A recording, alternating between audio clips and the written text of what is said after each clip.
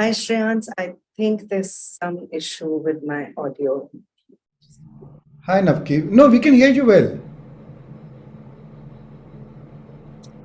Oh, you can't hear us. Okay, okay. You can't hear me, right? I can hear you. We can hear You you. can hear me. Yeah. Okay. I can't hear you. I think there seems to be a little issue with my audio. Mm, So no worries. While you figure it out, we can start with meditation and then we can should continue. I just go ahead and Yeah, just uh, yeah, just go I'll ahead. go ahead. I can read your lips. So Yeah, I'll go ahead, and when we go into meditation, I'll try and fix this. yeah, Sorry about this. go ahead. Yeah. Very good evening, friends, fellow travelers, meditators, masters. Hi, Shreans. It's a new experience for me reading lips. And I'm sure we'll move on to another kind of communication after this. So, welcome to day 17 of Manifestation Decoded, the real secret behind the secret. Yesterday, we saw mind movies as a part of goal setting, which all of us thoroughly enjoyed. So, we are going to go step by step into what happened yesterday. And today, we are going to be discussing self talk and manifestation. So, just a quick recap from yesterday, where Varun started by telling us that the true signs of intelligence are not knowledge, but imagination. Then we started with what are mind movies, how they're very powerful personal development and visualization tools to help us keep on track and constantly be in touch with our goals. And they are they kind of take static and, otherwise boring vision boards to more interactive and fun tools.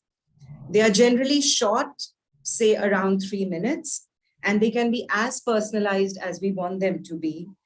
You can make it as inspiring, filled with visuals, videos, words, quotes, poetry, music, all the stuff that inspires you, that keeps your adrenaline going, and that makes you wake up to a new day again, ready to get closer to your goals. And it keeps you connected to your vision. It propels you to new thoughts, new synaptic connections, and again keeps the ants away, which are automatic negative thoughts. You can fill it with as many positive affirmations, include what you want, and importantly, what you don't want. So the more you focus on what you want, the closer you are, and in a more positive way. So you reach your goal with a state of abundance already.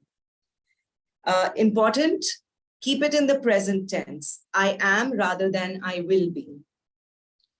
And very, very important, add elevated emotions to it, add feelings so that your very movie becomes magnetic. And include emotions like I love, I am the universe is in my favor, and I am already that.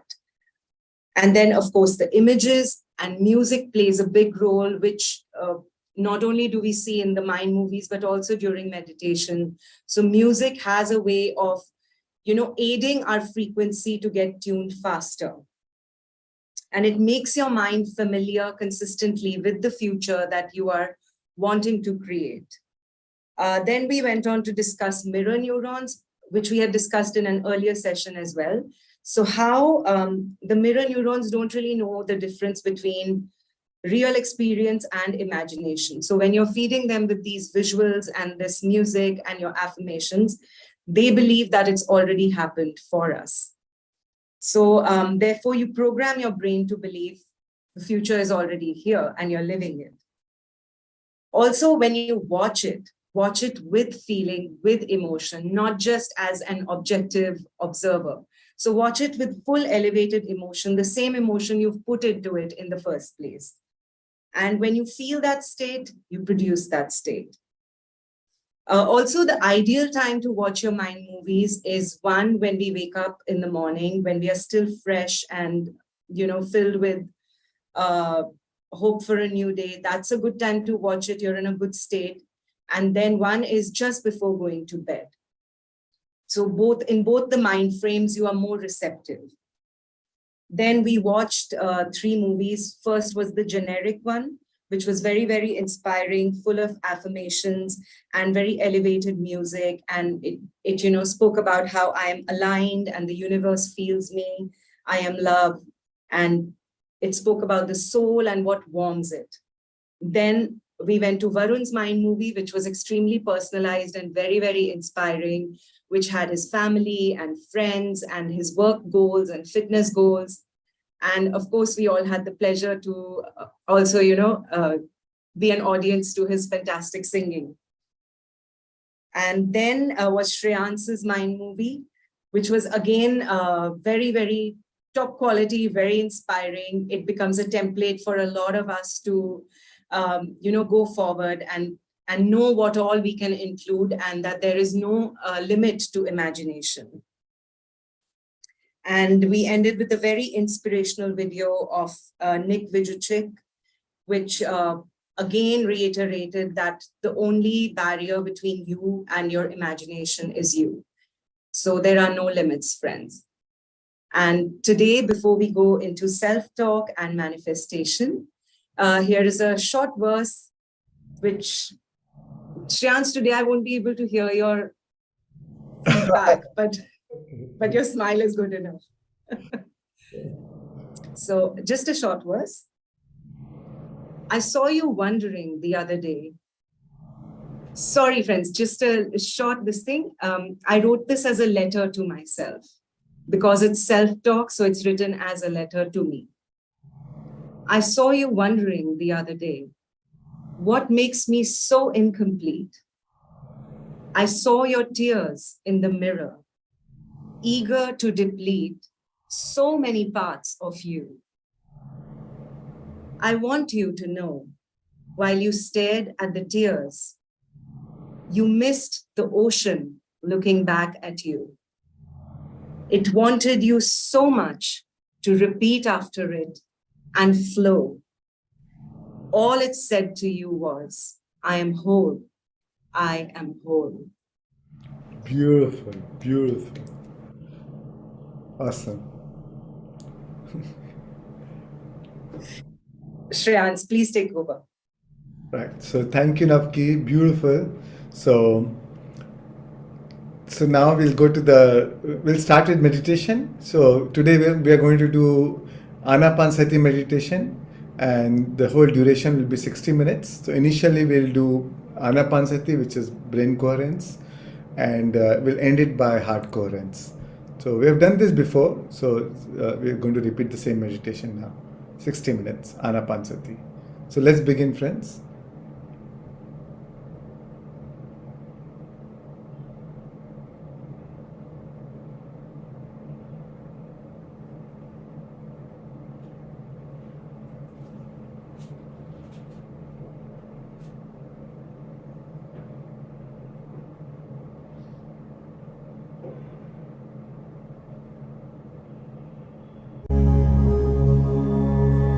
Take a comfortable position, sit up straight, clasp your hands, cross your legs,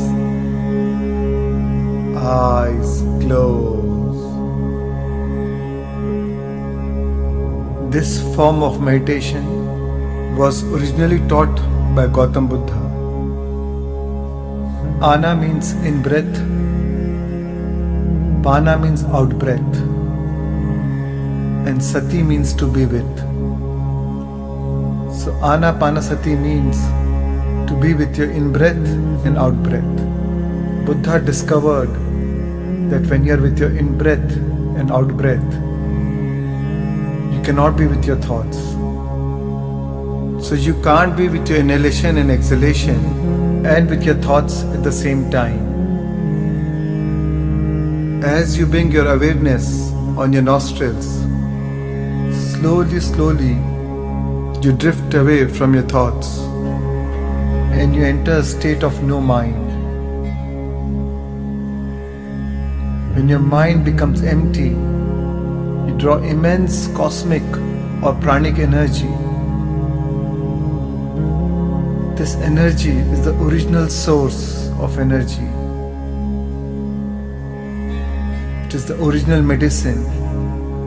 which heals you at all levels: physical, mental, emotional, and spiritual. So this is a training for you to move beyond your conscious mind, go past your analytical mind, and move into your subconscious mind. This simple meditation technique is the most powerful and effective way to lose your identity, drop all resistance, raise your vibrations, and enter into a deep state of samadhi and experience pure bliss. Initially, you will follow my guidance and then allow a beautiful mantra, Prana Apana Sushma Hari, to guide you and take you into the inner depths of consciousness. Here, Prana represents the life force and Apana represents out breath, which cleans you at all levels. And Sushma is a nadi or the energy tube which channels the life force. And Hari means your connection to the infinite intelligence, your connection to the source energy, to the loving divine presence. While you hear these mantras in the background, let them be a reminder for you to continue your awareness on your inhalation and exhalation. And then we'll end the meditation with a prayer for gratitude and blessings and a beautiful song.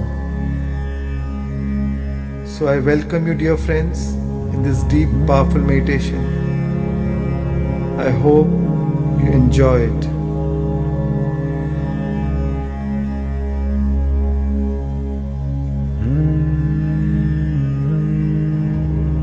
And now I want to invite you to gently shift your awareness to your nostrils.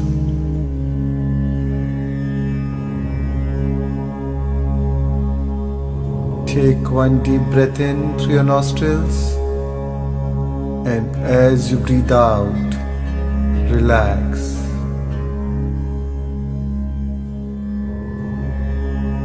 And one more slow, steady breath in,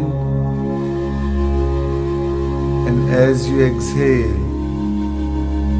let your whole body relax.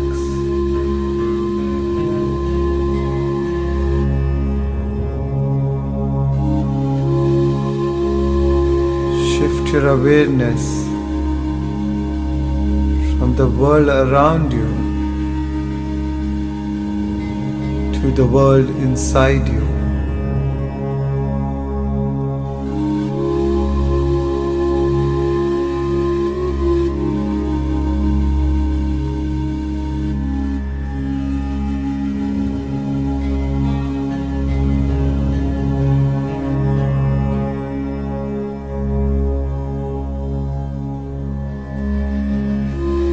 At this moment of time, nothing else exists but your breath. Just be with your breath.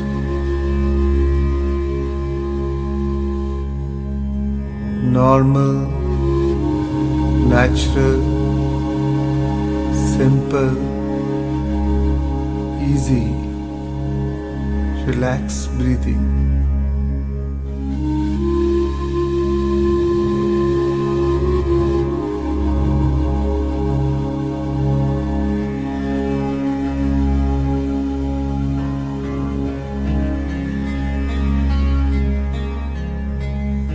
With every inhalation and exhalation, feel yourself becoming more and more relaxed.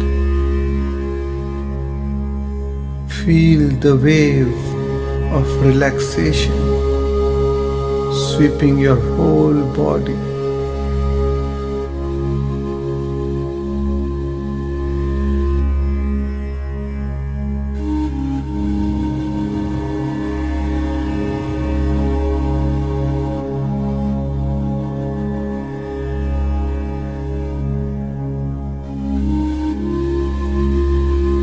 At this moment of time, completely drop your identity, your personality self, your ego, your analytical mind, which is an extension of your ego. Just drop it all.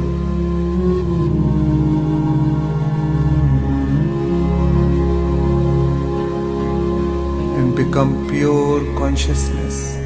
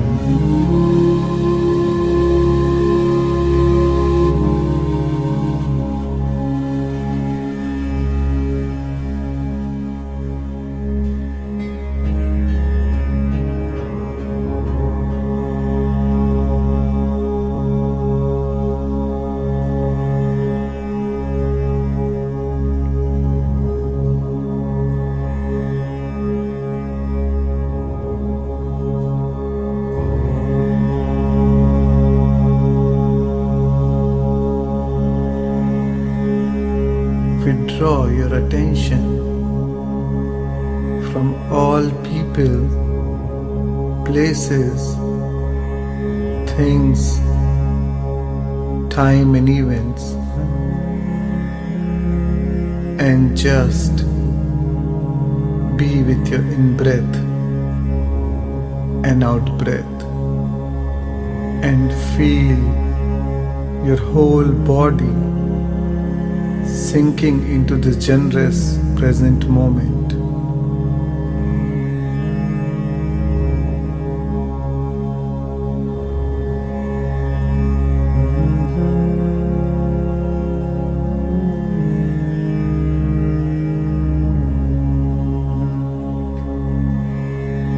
If any time you, as the quantum observer,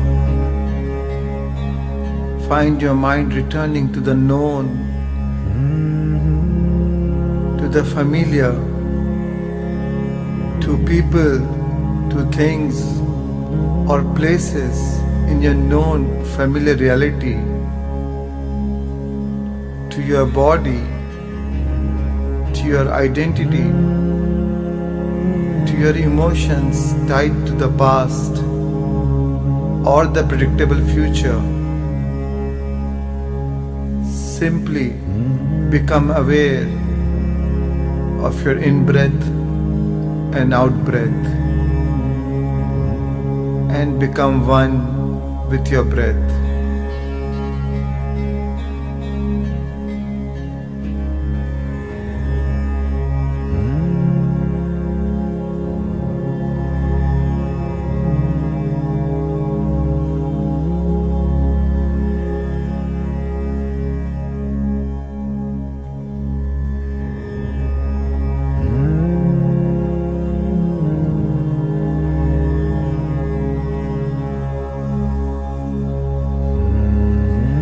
As you observe each and every breath coming in and out of your nostrils, sense the temperature in your nostrils.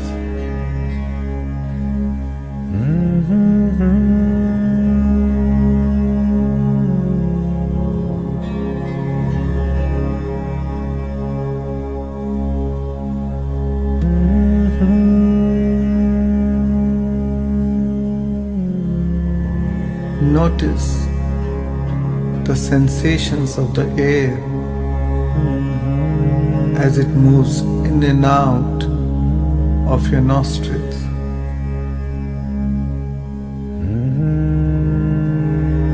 Sense the sharp, cool sensation of the air on the way in and the warm, soft sensation of the air on the way out. Notice it. Sense it.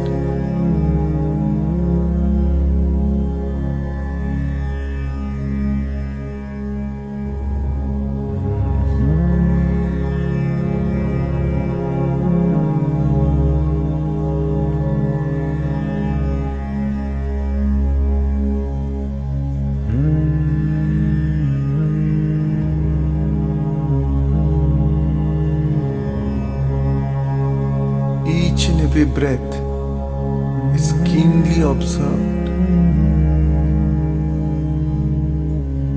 Are you breathing deep or shallow? Observe. Let not a single breath slip by without your awareness.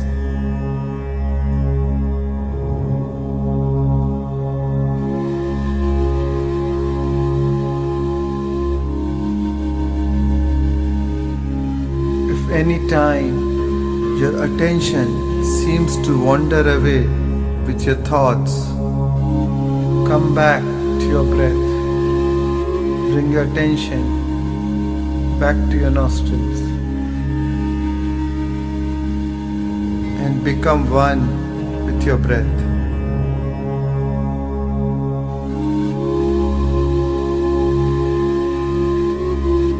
With every breath, feel going deeper and deeper within.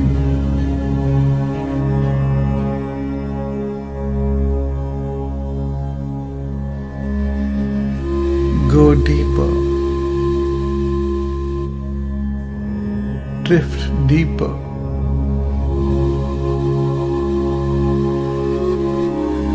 Sink further deep.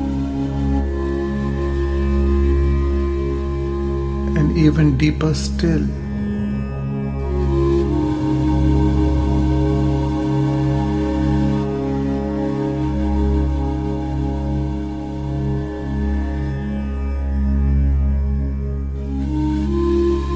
And now it's time to become nobody, no one, no thing, nowhere and no time.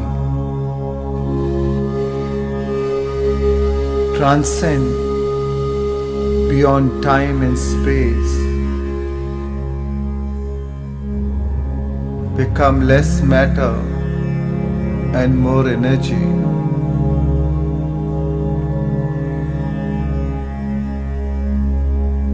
Move from particles to wave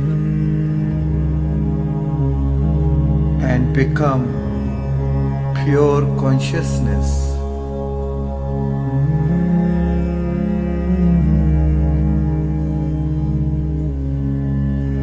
As you lose yourself in this elegant state of nothingness, pure emptiness, the gap between the thoughts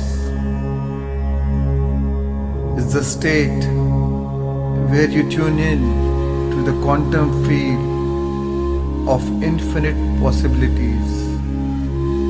This void or the gap is the gateway to infinite potentials that exist in the quantum field, where you draw synchronicities and serendipities into your life. Become an awareness in the infinite field of potentials, and as a quantum observer, invest your energy into the unknown. And the longer you linger into the unknown, the more you draw a new life to you.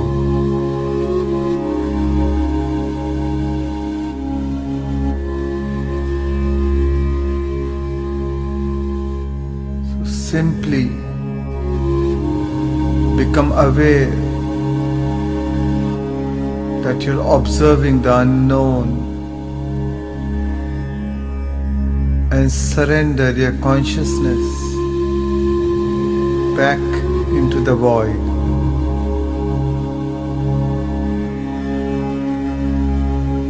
Surrender any aspects of your limited self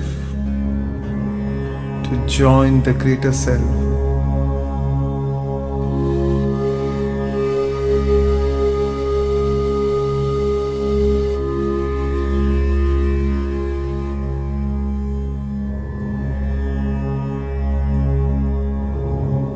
And become no one, nobody, no thing, nowhere, in no time, and unfold into the immaterial realm of quantum potentials.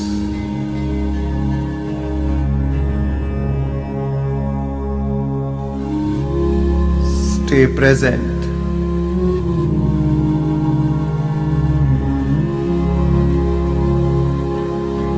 And lose yourself in nothing to become everything.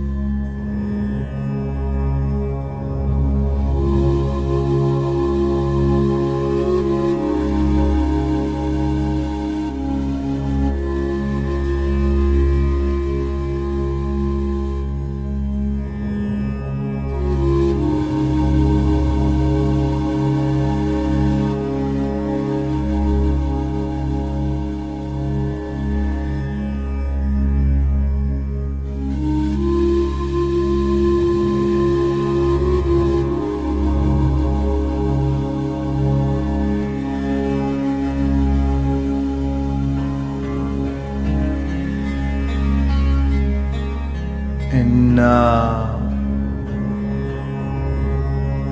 allow this beautiful mantra, Prana Apana Sushma Hari, to guide you further deep as you continue to be one with your breath.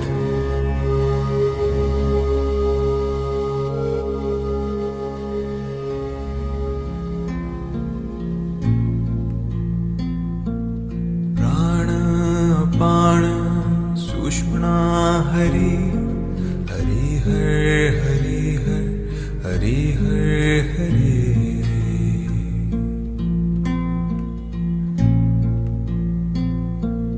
Prana Apana Sushmana Hari Hari Har Hari Har Hari Har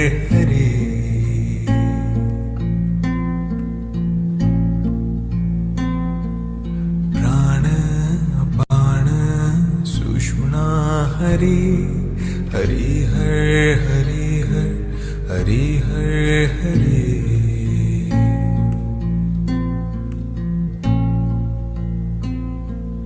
Prana Apana Sushmana Hari Hari Har Hari Har Hari Har Hari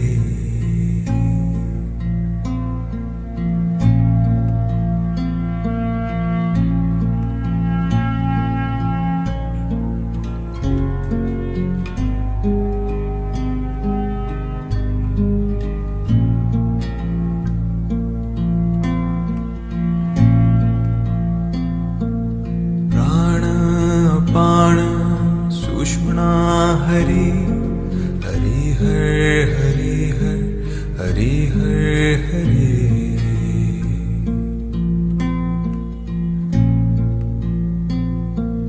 Prana Apana Sushmana Hari Hari Har Hari Har Hari Har Hari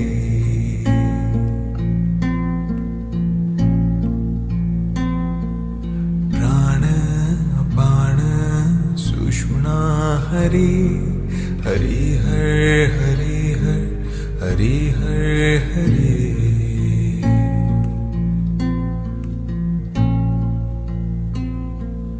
Prana Apana Sushmana Hari Hari Har Hari Har Hari Har Hari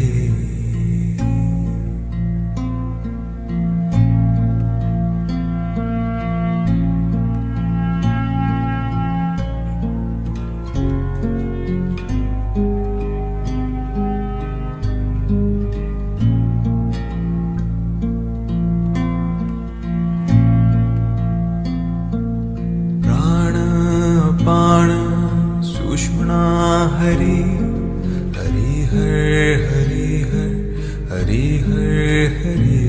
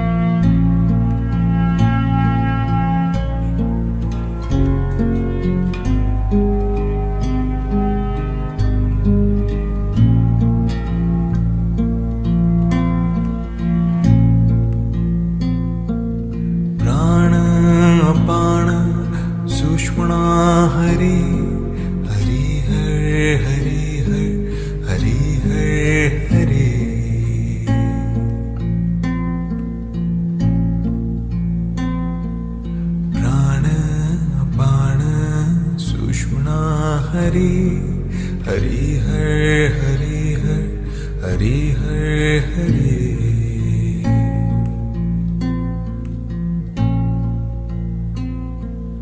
प्राण अपान सुषुम्ना हरि हरि हर हरि हर हरि हर हरि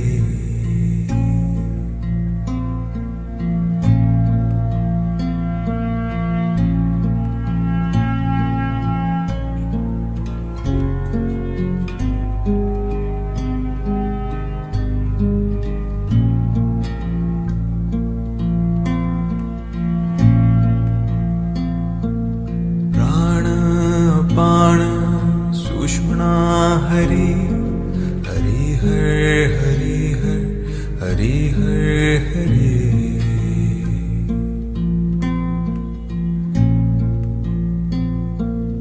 प्राण अपान सुषुम्ना हरि हरि हर हरि हर हरि हर हरि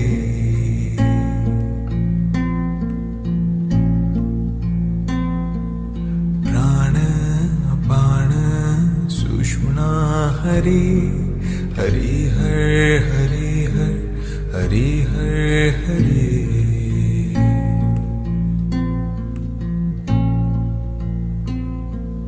प्राण अपान सुषुम्ना हरि हरि हर हरि हर हरि हर हरि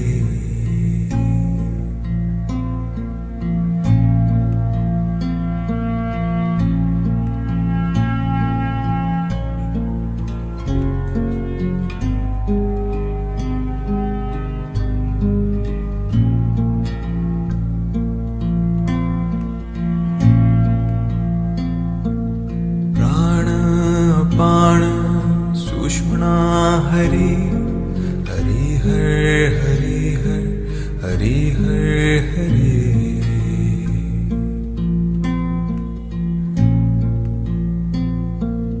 प्राण अपान सुषुम्ना हरि हरि हर हरि हर हरि हर हरि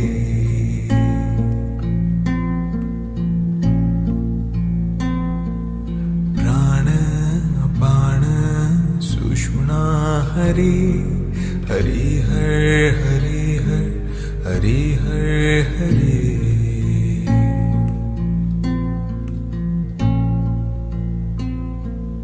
प्राण अपान सुषुम्ना हरि हरि हर हरि हर हरि हर हरि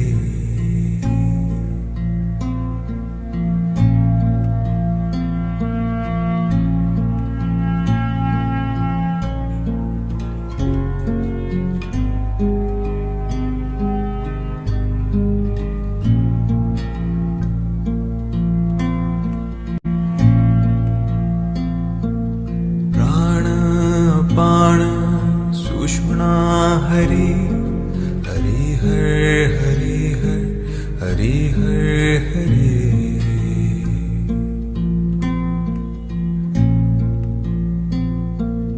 प्राण अपान सुषुम्ना हरि हरि हर हरि हर हरि हर हरि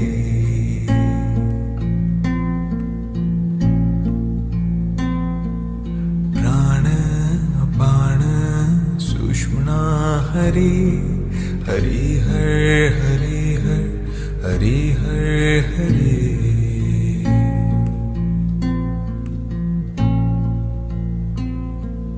प्राण अपान सुषुम्ना हरि हरि हर हरि हर हरि हर हरि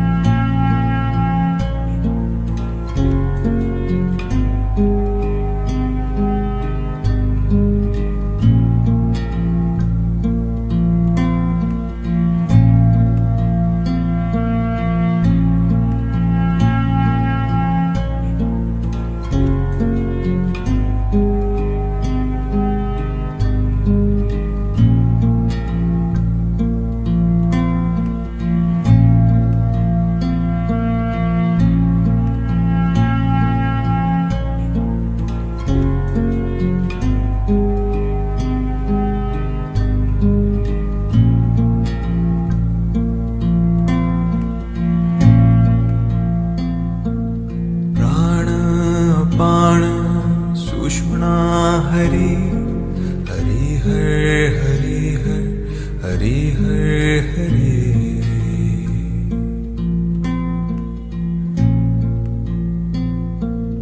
प्राण अपान सुषुम्ना हरि हरि हर हरि हर हरि हर हरि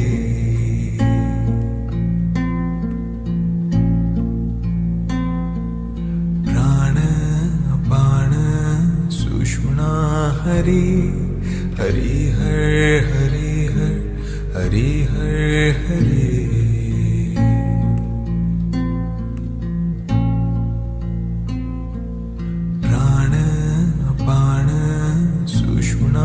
हरि हरि हर हरि हर हरि हर हरि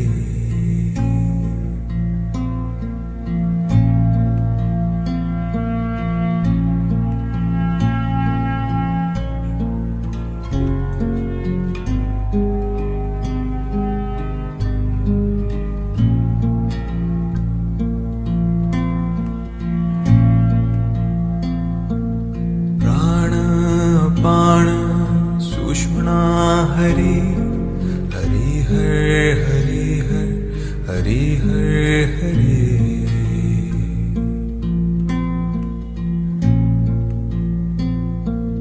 प्राण अपान सुषुम्ना हरि हरि हर हरि हर हरि हर हरि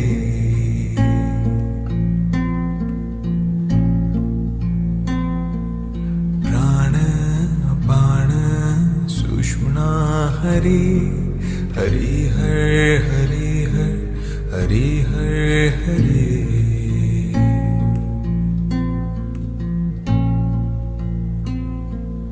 प्राण अपान सुषुम्ना हरि हरि हर हरि हर हरि हर हरि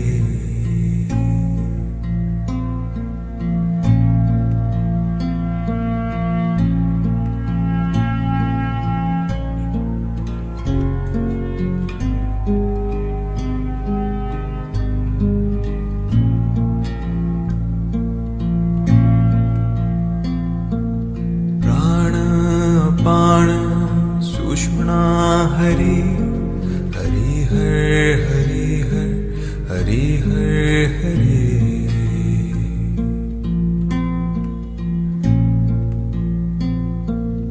प्राण अपान सुषुम्ना हरि हरि हर हरि हर हरि हर हरि हरि हरि हर हरि हर हरि हर हरि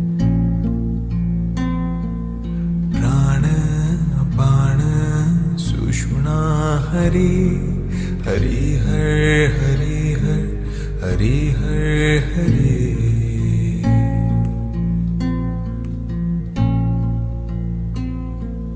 प्राण अपान सुषुम्ना हरि हरि हर हरि हर हरि हरि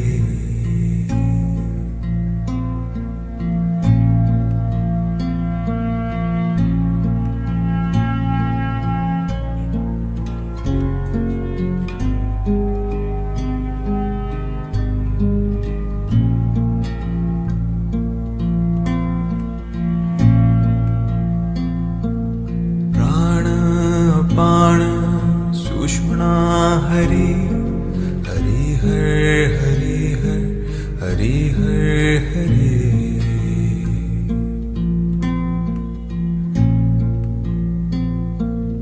प्राण अपान सुषुम्ना हरि हरि हर हरि हर हरि हरि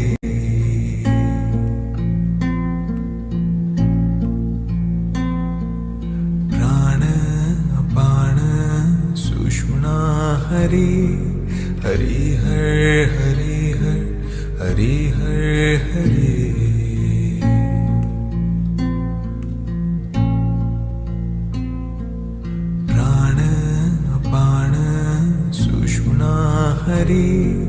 हरि हर हरि हर हरि हर Hari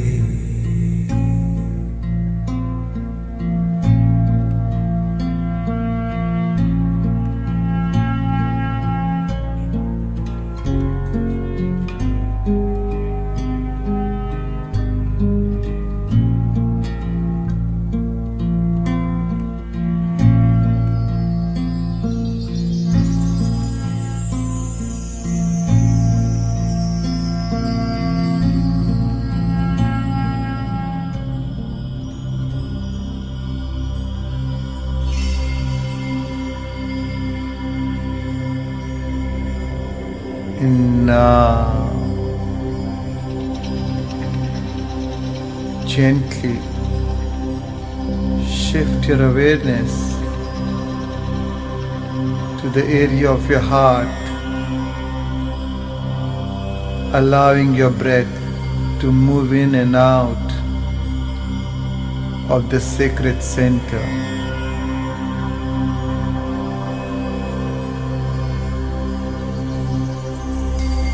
Allow yourself to breathe in more deeply, more soundly, and more completely.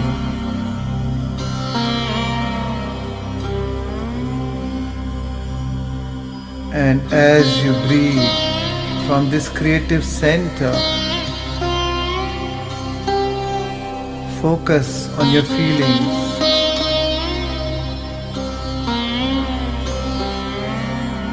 Notice it.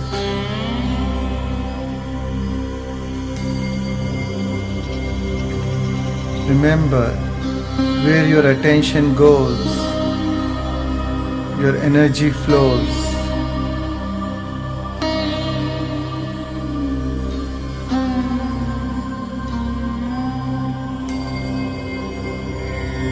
With every breath, you open your heart.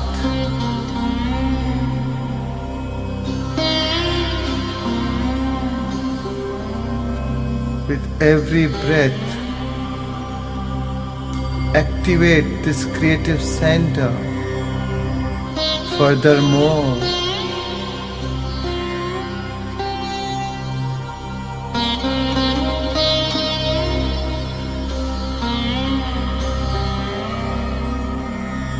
with every breath, you add more life into your heart. With your attention,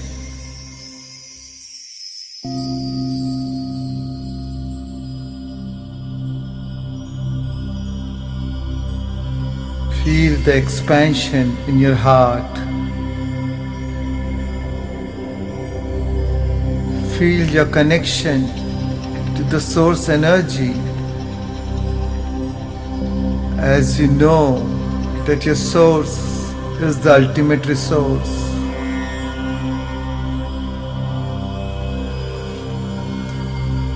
Breathe, feel,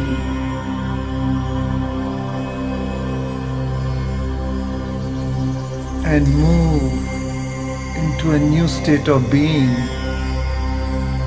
as you rest your attention within the center.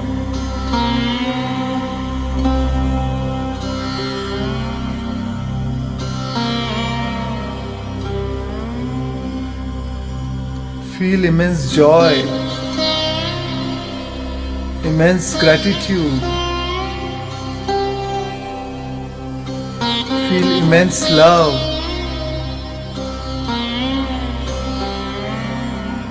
Be thankful for all the things that you are blessed with in your life. Feel the gratitude for your family, your friends, for your possessions. Feel the appreciation for your beautiful body, for your work.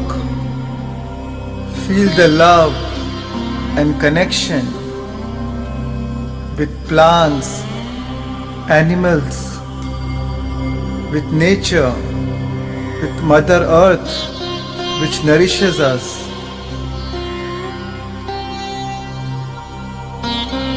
And give immense gratitude, for gratitude is the ultimate state of receivership. Feel the appreciation in your heart for what you appreciates.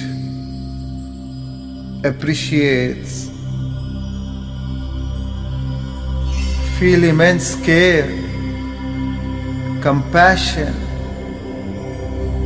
unconditional love self-love, kindness, acceptance,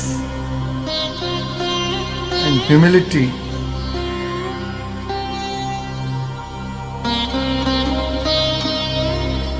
Feel it. Remember this feeling in your heart. Remember it by heart.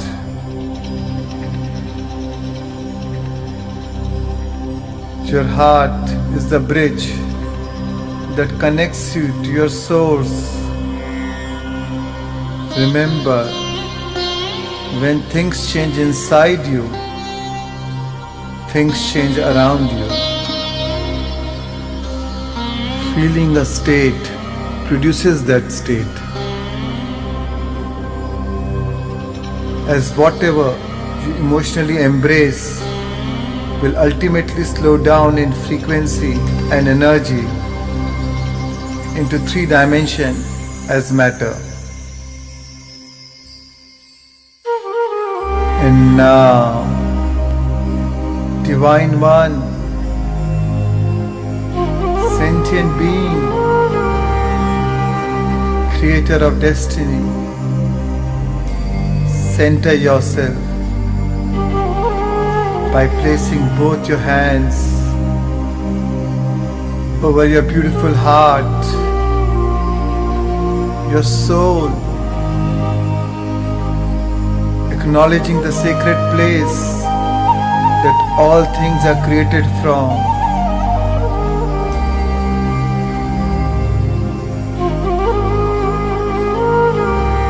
Acknowledging the divine within you, that power within you.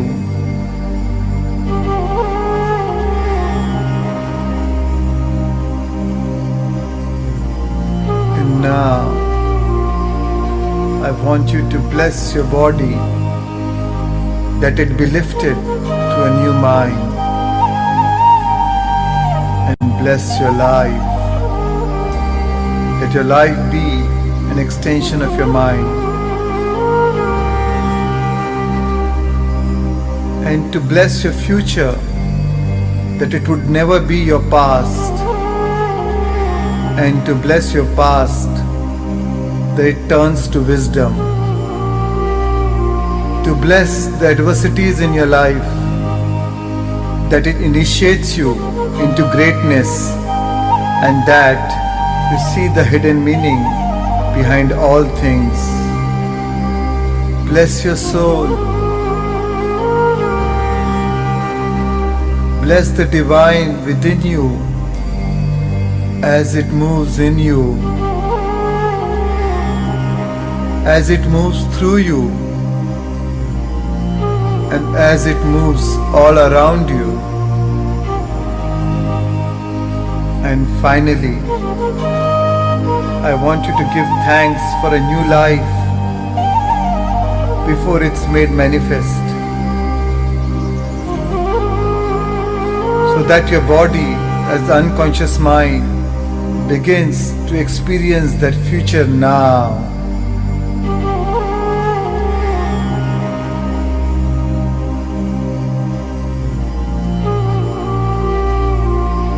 Remember this feeling in your heart. Memorize this feeling. Anchor this feeling. Treasure this feeling.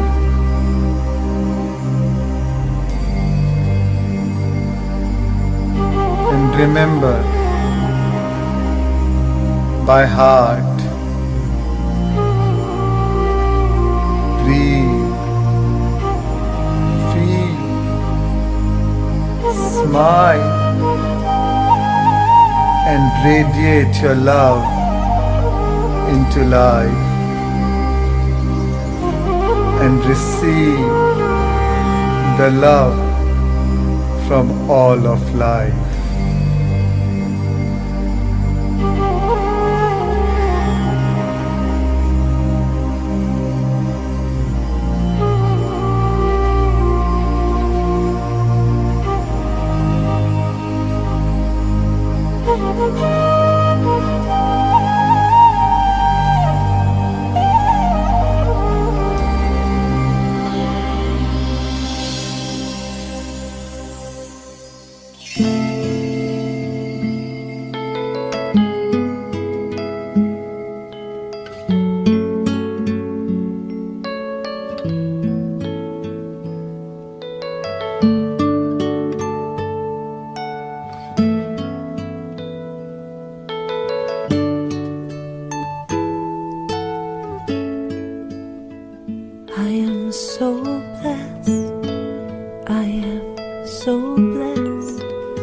I am so grateful for all that I have.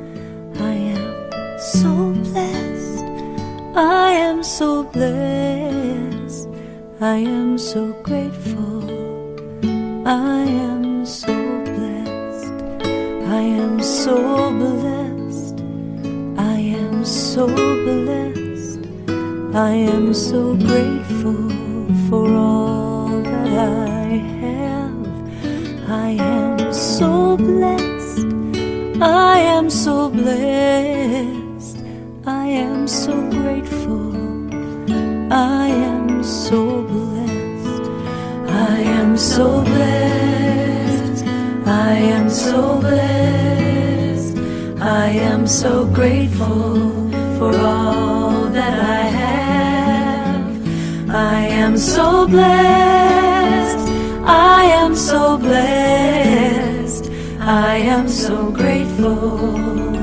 I am so blessed. I am so blessed. I am so blessed. I am so grateful for all that I have. I am so blessed. I am so blessed. I am so grateful. I am so blessed. I am so blessed. I am so blessed. I am so grateful for all that I have. I am so blessed. I am so blessed. I am so grateful. I am so blessed. I am so blessed. I am so blessed. I am so grateful for all that I have. I am so blessed. I am so blessed. I am so grateful. I am so blessed. I am so blessed. I am so blessed. I am so grateful for all that I have. I am so blessed. I am so blessed. I am so grateful. I am so blessed. I am so grateful. And now, I am so slowly come back. Slowly bring your awareness back to your new consciousness, to your new body, in a whole new world, in a new environment, in a whole new time.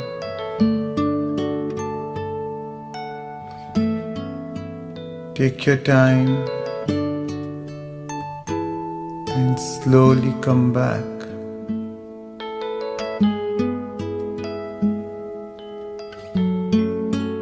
And whenever you're ready, you can gently rub both your hands and place it over your eyes. 5, 4, 3, 2, 1,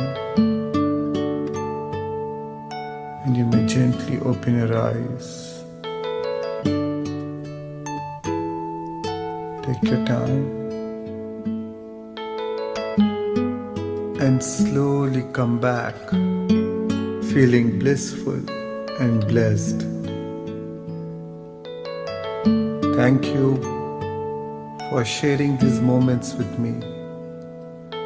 Immense love and appreciation from my heart to yours.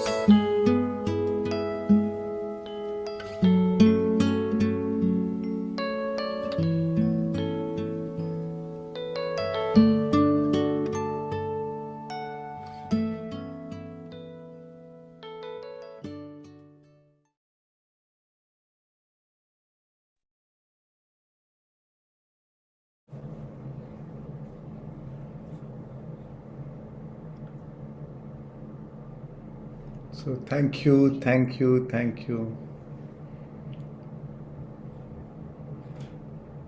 So friends, we'll take a 3 minutes break and then we'll meet again. Yeah. Navki, you're there? Can we hear you? Yes, I am. Now can you hear us? Yeah, I can. And you can hear me and I'm visible, audible. Everything's back to. Great. So thank you, friends, and thank you for all the messages on the chat. Such beautiful messages. Thank you. Thank you so much.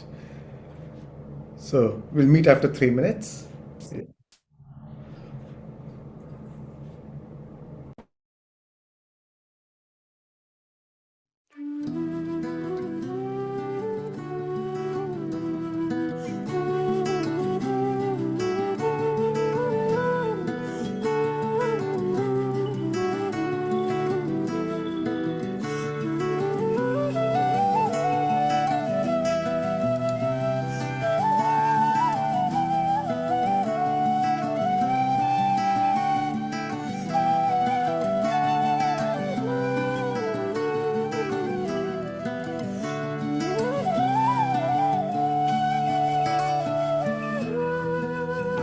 Sudosi budosi niranjanosi Samsara maya parivarjitosi Samsara swapanam trajamohat nidram Najanman mrityor tatsat svarupe Sudosi budosi niranjanosi Samsara maya parivarjitosi Samsara swapanam trajamohat nidram Najanman mrityor tatsat svarupe Sudosi budosi niranjanosi Samsara maya parivarjitosi Samsara swapanam trajamohat nidram Najanman mrityor tatsat svarupe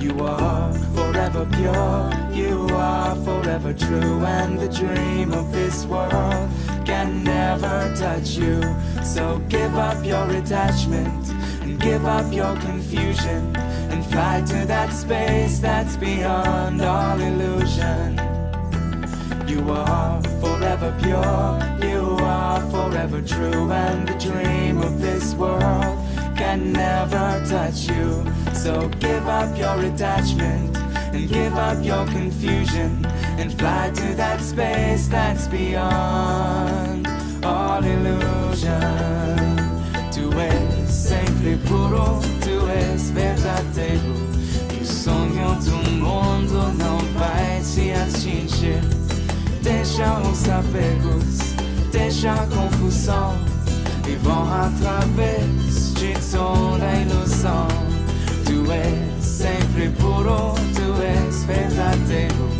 O sonho do mundo não vai te atingir Deixa os apegos, deixa a confusão E vão através de toda a ilusão Deixa os apegos, deixa a confusão E vão através de toda a ilusão Toda barraki, toda barraki Khurafati endonia Hargez be todas lemizana Babas te giraha Sadar gomeraha Para vez behanjai toras eleat Toda barraki, toda barraki Khurafati endonia Hargez be todas lemizana Babas te giraha Sadar gomeraha Para vez behanjai toras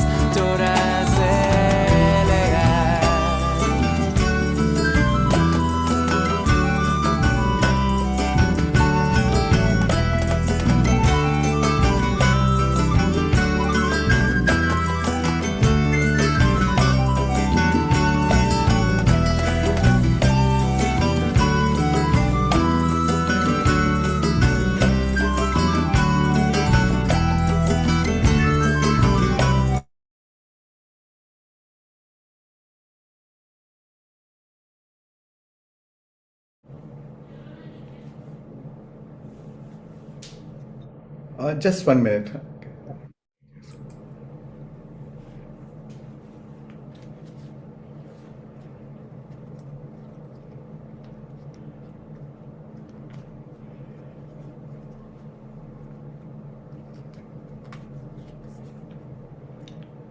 Happy birthday, Komal.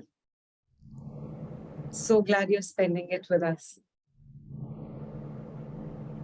Yeah, happy birthday, Komal. Lovely. So, Shreans, over to you. And we'll go. Lovely. So thank you, friends. Welcome back. And today's session is one of my very important, one of my favorite topic, and I feel it's a very, very important topic, very subtle topic. Not that many of us realize it, but our inner talk, our self-talk is so much of, when we talk about manifestation, a lot of things is actually we are manifesting in our life, and in fact most of the manifestation happening in our life because of our inner talk. Once we become aware, we realize how we can really change our day-to-day life. So let me start by sharing a slide.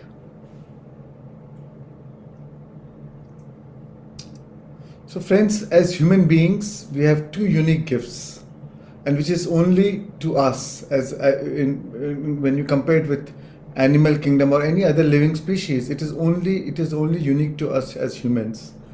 The first is our mind. As we know, 40% we are as humans, 40% of our brain is frontal lobe, and so our mind is so powerful. And the other is speech, right? So mind and speech, and depending on how we use these two gifts, depending how we use this is reflected. What is outer world will be reflected depending on the usage of these two gifts of a mind and speech. And whether you are an Indian or a French or a German or an American, we all have mind and speech, right? And here, mind, I'm not talking more from a point of view of imagination. We all have with the help of our mind, we have the faculty to imagine whatever we want in our life. Even though it is not there, even if something is not there, but we can imagine it to be there. So if we can use both these tools wisely and creatively, the whole world can be ours. So the difference between God and man is how we use these two gifts. Whether it was Buddha or Krishna or Jesus or Muhammad or Guru Nanak, they all knew how to use these two gifts wisely. And if we learn how to use these two gifts wisely, then we really awaken the God within us to its fullest potential. So now let me share with you the few aspects of our mind. So we have two parts of the mind, and we all know it, right? Conscious mind and subconscious mind. So friends, the conscious mind generates ideas, and whatever ideas it generates, it impresses these ideas on the subconscious. And how does it impress the ideas on the subconscious? Only through the medium of feeling. So whenever conscious gets any ideas, and the moment you feel it, it will be impressed on the subconscious mind. So feelings is the one and only medium through which the ideas are sown into the subconscious. No idea can be impressed on the subconscious until it is felt. But once felt, the subconscious accepts that idea without any judgment. That's why the subconscious mind is impersonal. The conscious mind is personal. Conscious mind can select what information to take, what not to take, which is right, which is good, which is bad, all that, black, white, everything. Conscious mind is very selective. It can make it personal, but subconscious mind is very impersonal. Whatever ideas you'll impress on it through the means of the feeling, it will accept as true, and it will be stored in your subconscious mind. So be it good, bad, the subconscious mind is indifferent and accept it as truth. Right? So the conscious mind is personal and selective, and the subconscious mind is impersonal and non-selective. The conscious is male, the Shiva energy, and the subconscious is female, the Shakti energy. Nar and Nari, right? So to the conscious generates ideas, and through the means of the feeling, these ideas are impressed on the subconscious mind. So the subconscious is the womb of creation. Subconscious is the womb of creation, and once the subconscious is impregnated with the idea, it gives form and expression to them. Whatever is impressed shall be expressed in your life. So your subconscious mind is like a fertile land, and we reap. So you reap what you sow. So the subconscious is the realm of cause, and this three-dimensional reality is the effect. So the cause is in your subconscious mind, and the effect is in your three-dimensional reality. That's why it says the feeling a state produces that state. Because once you feel it, it is stored in your subconscious mind. And the subconscious is the womb of creation. That's why we say life is not happening to you, life is happening from you. So this is the two fundamental aspects of our mind. Now, the second is the speech. So there are two speeches. One is the outer speech and the inner speech. Right? The outer speech, we all know, we can speak whatever you hear, whatever you talk, it turns into a voice, right? Through your vocal cord, whatever comes out is your outer speech. But then there's also inner speech. Inner speech is your self-talk, your inner talk. That nobody can see it, but it's going on, right? So that is the outer speech and the inner speech. So as I told you, the conscious mind and subconscious mind, so through the means of the feeling, you store it in your subconscious mind. And just a moment. No. Keshav, I want to talk about the power of speech.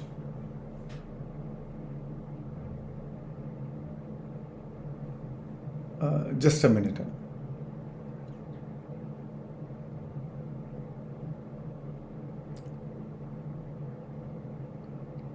Yeah.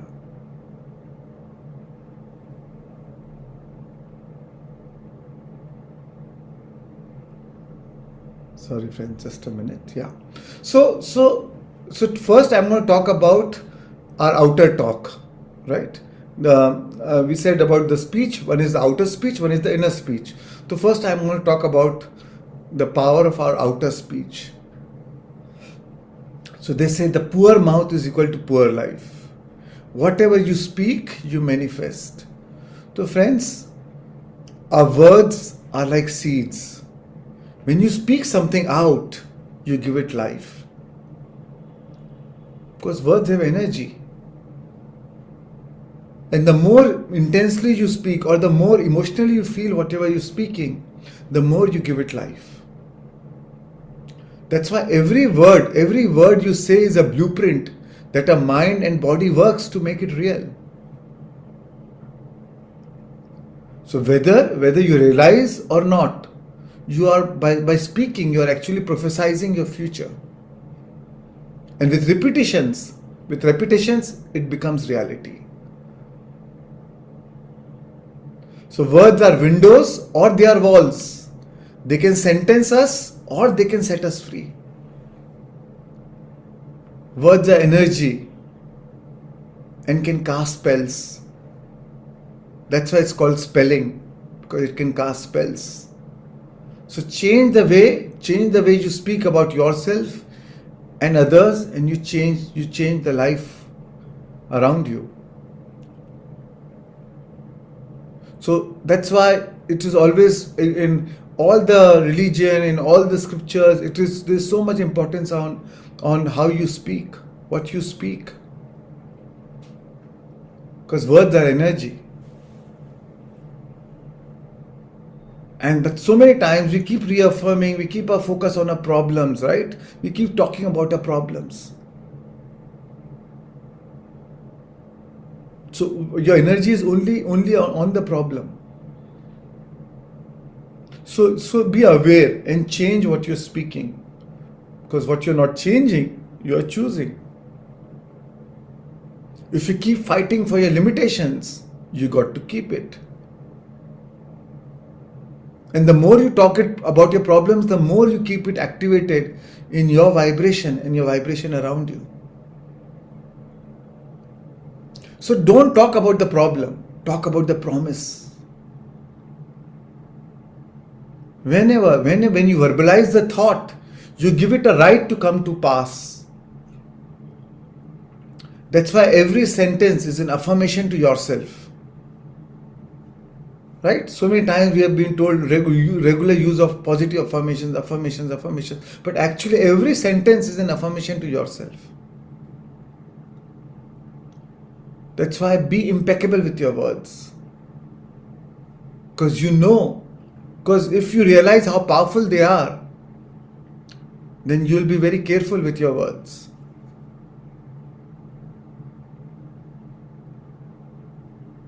So our physical health depends on what goes in your mouth, what goes into your mouth, right? And our mental and emotional health is reflected by what comes out of your mouth.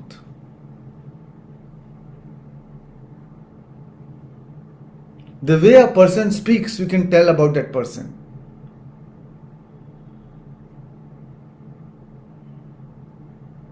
And all these labels and vows are self-fulfilling prophecies. Sometimes you take a vow, right?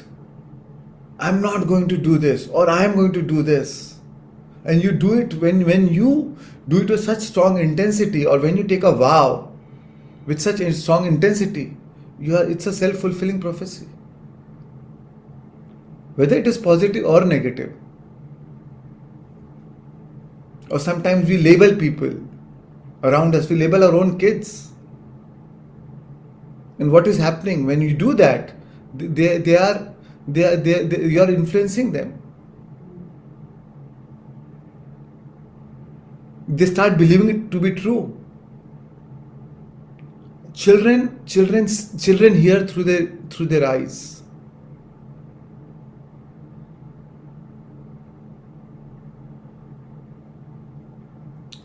So not just through their ears, but also through their eyes. So they even see what you're doing and they'll copy that. So depending on the language you use is very important, especially over those we have power over others. So always, whatever we want the other person to do differently, always express it in a positive language.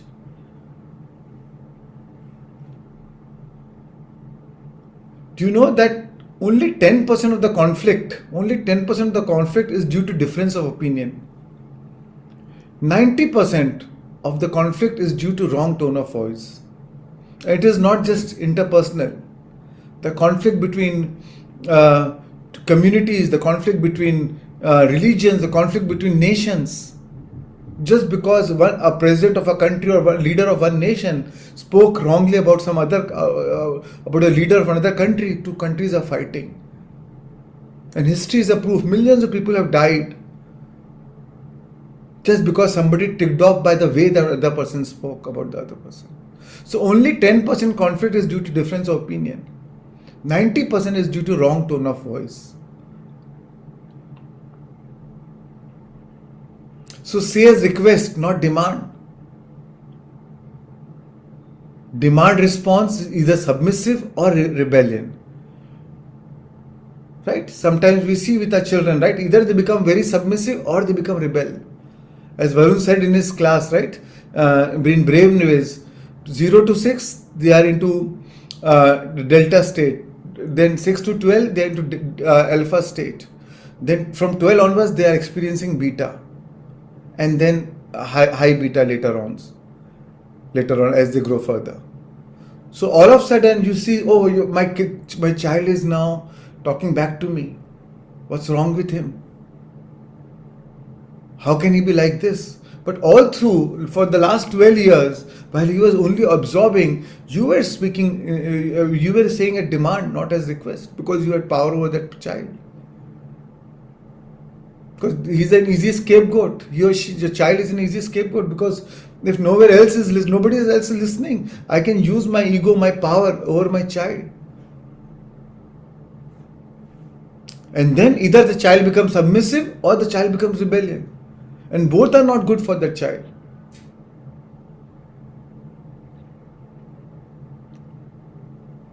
So use the positive aspects of each other to tune into who you really are. Catch your children doing right rather than doing wrong. Whatever you want them to change or do differently, first appreciate for what they are doing right. Create a positive platform. And then whatever you want to do it differently, whatever you want them to do it differently, say it in a positive language. Express it in a positive language, in an encouraging language.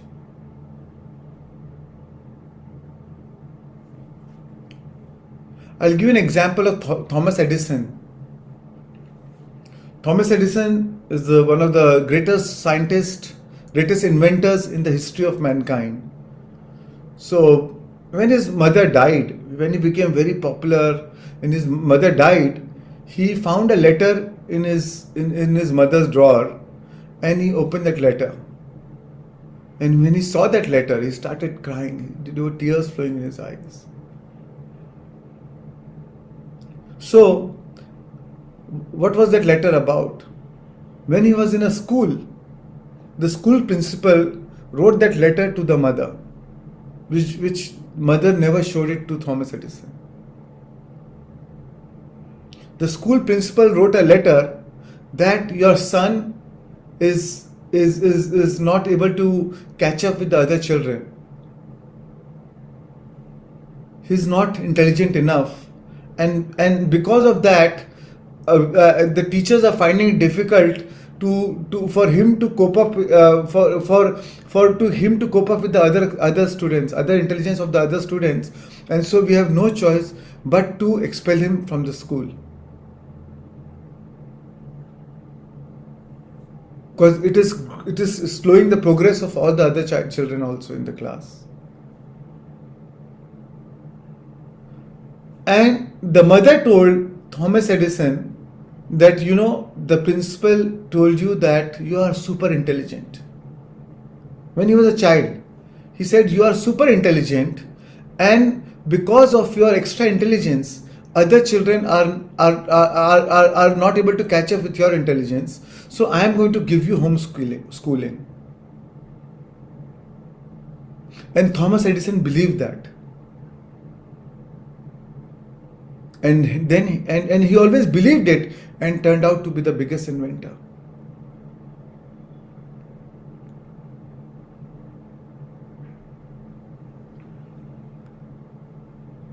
So friends, now I spoke about the outer speech. Now I'm going to talk about inner speech, the inner talk, right? Our self-talk. And that is so important. Most of the time we believe nobody is saying, so who knows what's going on? How does it matter? But the truth is, our inner talk is a key to our manifestation journey. So here, sometimes, for example, you meet a new person. So many times when you meet a new person, you say, "Oh, nice, good to meet you," right? After an hour, you spend the time with that person, you talk and this and that, you form an opinion about that person. Sometimes you don't like that person, right? So your inner talk starts going on. Oh my God, this guy is so boring. But the person, when you say goodbye to each other, you say, "Oh, hi, nice. Oh, it was so nice to meet you." So our outer talk could be so different. There's something different, but what's going on in an inner talk is so different. And inside you say, "Oh my God, this guy was so disgusting. Wasted my time." So most of the time, our outer speech does not necessarily conform to our inner feelings.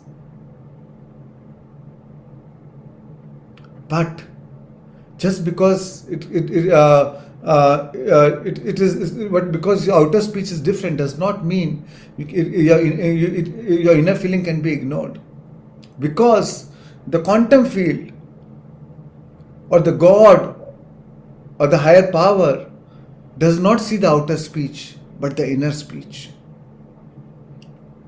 because your inner speech is always backed by the feelings, by the honest feelings, by the true feelings.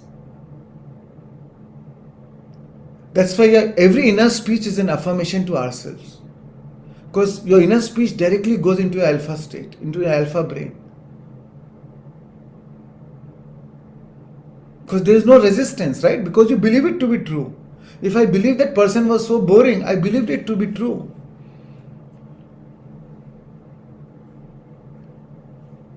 And because I believe it, now there was no resistance. And when there is no resistance, it is backed by that feeling. I genuinely felt that he was so boring. And now it goes into my subconscious mind.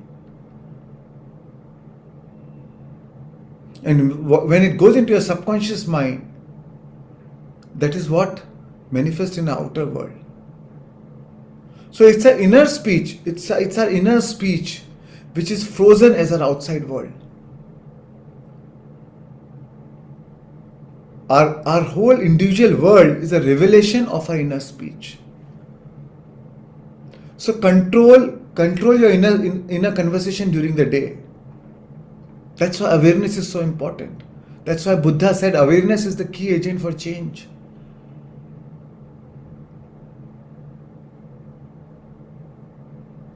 Time and again during the day, stop and ask, what am I thinking now? Observe what you're doing from the inside, because that is what the universe is seeing, the universe is watching. That's what the universe is hearing. And the universe says, all right, let me manifest that. Let me make it true. Let me play that match game. Let me match it, because that's your feeling, so that's your vibration. So our whole vast manifested world is our solidified inner speech. The outside mirrors the inside. As within, so without. So what you see outside are the contents of your consciousness.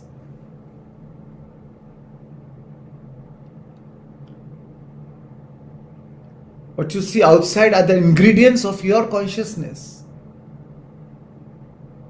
Your world in every detail is your consciousness objectified. And that's why confirm your inner speech. Always confirm your inner speech in direction of your wish fulfilled. In direction of your wishes fulfilled. Ask yourself time and again, what is my dream? What is my aspiration? What is my wish? And is my inner speech is in direction of that, or is it in opposite direction? So many times we want something, but our inner speech is saying something.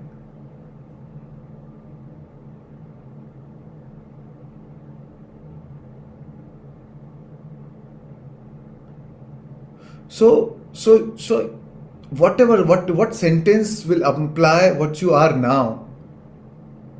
Use that for what you would like to be. So your inner speech, whatever you would like to be, make sure that your inner speech is in that direction. It's implying at the moment, in your present now, your inner speech is implying what you would like to be. That's why we say, and so use the power of your imagination. Use your vivid imagination. So for example, you want others' positive response. So imagine that others are giving you that positive response. No matter what they are doing now, but you can imagine the others giving that positive response. By imagining it, you are influencing that. Of course, it also depends whether they are receptive to that or not. But telepathically, you are influencing them. So there's a very good probability that they will respond to you positively. And even if they don't, at least you have done your job. You have done your best. And by doing that, you have created the right vibration for yourself.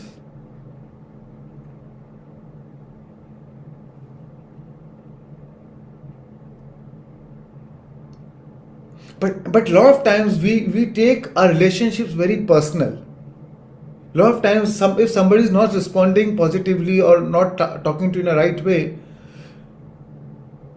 and you say, oh, I was so good to that person, but why is that person doing like this to me? But maybe you are not good to others around you. Okay, that person is your boss, so you have no choice but to be good to them. But what about how you behave with the others whom you have power over others? How you behave with your juniors, with your subordinates, with your servants, with your driver, with your children? So if that is not the right behavior, then maybe the boss is not behaving with you correctly, because this is how you behave with those on whom you have power. So now somebody who has power over you is not behaving to you or with you rightly, and then you blame your boss. But the universe is not personal. The subconscious mind is very impersonal.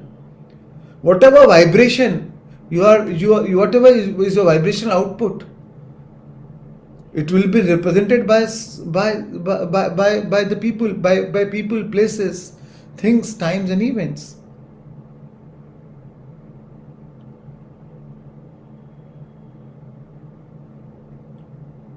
That's why the best use of imagination is creativity, and the worst use of imagination is anxiety.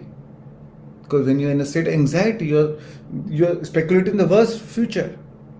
And when you're in a creative mindset, you're imagining a golden future, an awesome future for yourself. You're so creative. So control imagination, control inner talk is our key to success.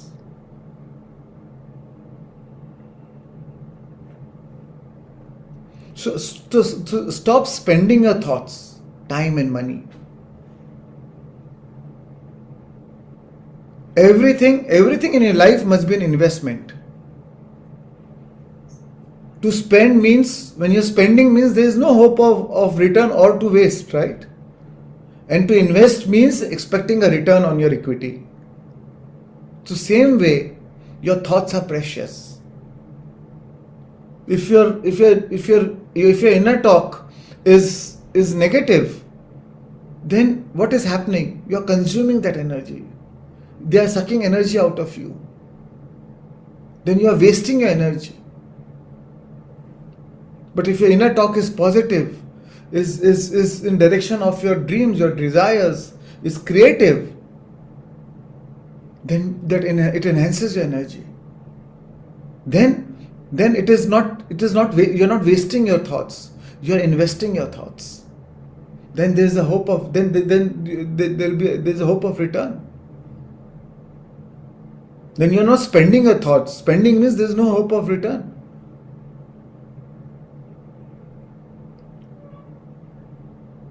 So stop spending your thoughts, time and money. Everything should be invested. Right? So with time is precious, right? Time must produce some return.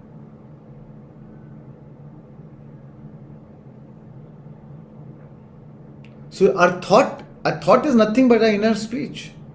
So it should be actually invested and not wasted.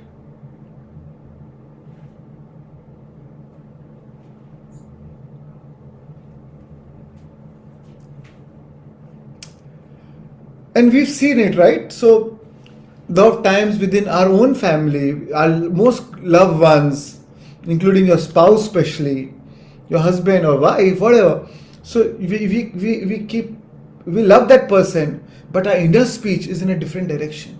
There's so much of resentment, anger, there's so much of resistance, so much of wanting to change that person. Non-stop, you're always thinking. Small argument happens, but you're disturbed the whole day. Both are disturbed the whole day. And the whole day the inner talk is of resistance. 10 times you're doubting your marriage, whether it's worth it or not.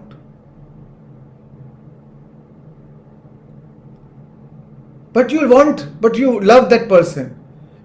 You want the marriage to be happy, but your inner conversation is a different direction. And then you are wondering why your marriage is not working.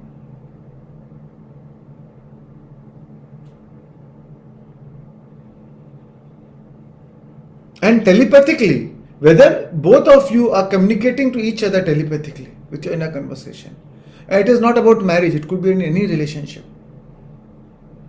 And then we go round and round in the circle of disappointments and misfortune, not seeing them that it is caused by inner talking.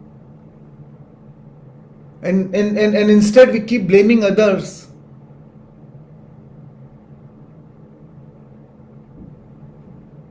So the truth is, others only echo what we whisper to them in secret. So whatever is your inner conversation, the truth is you are whispering to them in secret. You are communicating that to that person. And what they are doing is they are communicating it to you.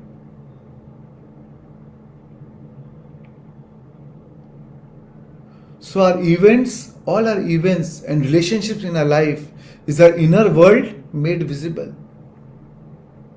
They are only mirroring what is your inner world. And the truth is most of us rob others of their willingness and their ability to be kind and generous by our fixed mental attitudes towards them. Because of the judgments. And your judgment carries an emotional charge. What you judge is then you draw more of that from them. And then you wonder, oh, my wife is so kind and generous and so happy with her friends or with others, but why she's like this to me? Or your mother-in-law,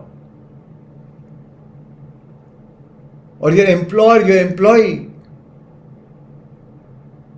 Because your mental argument is non-stop going. Outward it could be very peaceful. It could be very diplomatic. But inside the mental argument is going on. The inner criticism is going on non-stop. And not only it goes on non-stop, it goes very intensely. And more the intensity, the more that outward reality. And that's why you have control. You have control over the behavior of others as it relates to you. As your inner conversation and vibration is evoking that corresponding response from them, corresponding behavior in them.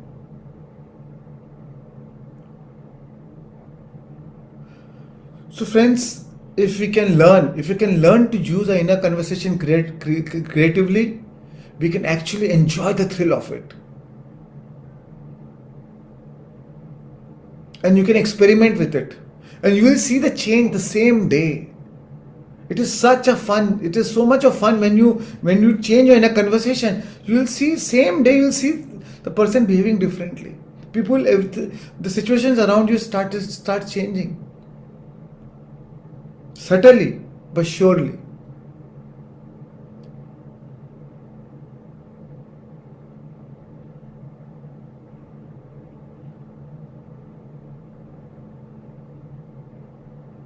And most of the time we suffer more often in imagination than in reality.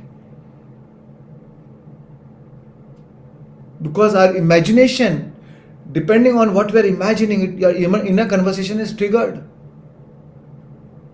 Now your mind starts creating stories.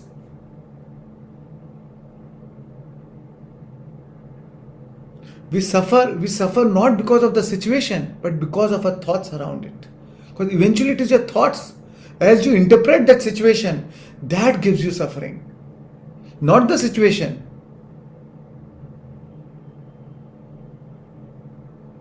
That's why Buddha said, pain is inevitable, suffering is optional. You are not, you or I am not, is no exception. You and me are both, none of us are any exceptions. We all go through pain in our life. But to suffer with that because of that pain is an option.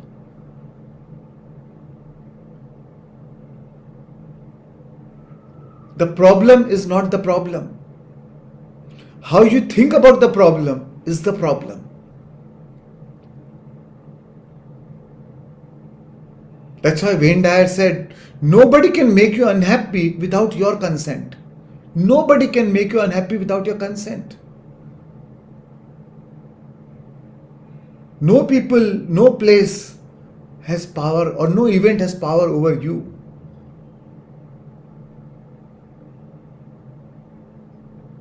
He says there are no justified, Wayne Dyer said there are no justified resentments.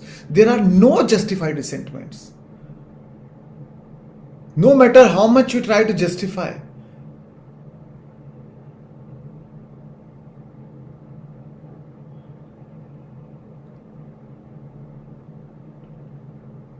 So our inner conversation our inner conversations are perpetually outpictured all around inner happenings. It's a continuous process. And a lot of times, we become hardwired, right? We become addicted to certain emotions. So a lot of times we think even from the past. You don't see your wife. You see the image of her that you've created in last 20 years or 30 years.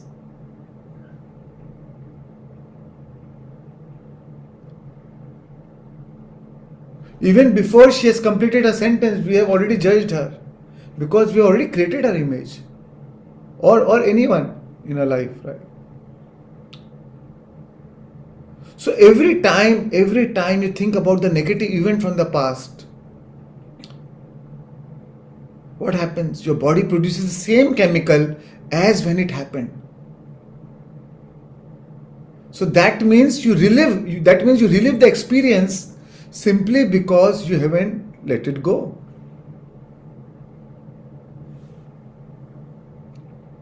And when you produce the same chemical, you feel it. So is the vibration. And the universe doesn't care whether you're imagining it or whether it is coming from the past. It will bring the same into your life. Because that is your vibration. And then you'll call it karma. This is your karma. Then you say, oh, this is happening. This is happening in my life because it must be my bad karma in my past life. That's why I'm suffering. What to do now? I have no choice but to suffer. The more you suffer, the more you draw that into your life, and you enter that vicious cycle of suffering.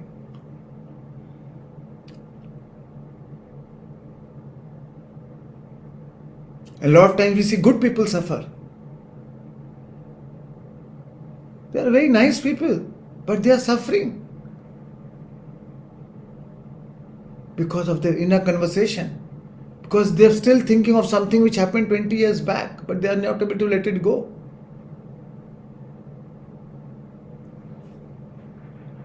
So friends, stop turning your mental and emotional television to watch the same program over and over again.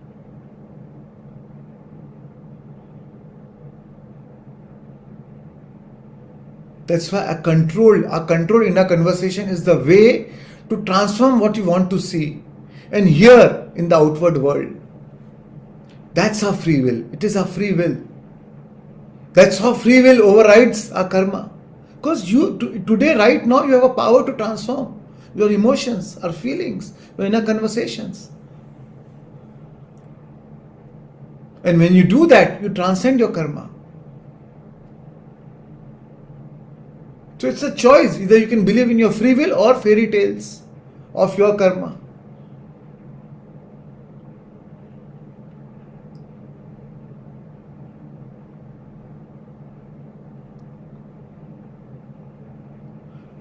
And another important thing is never entertain an undesirable feeling or think sympathetically of any wrong, be it any shape or form.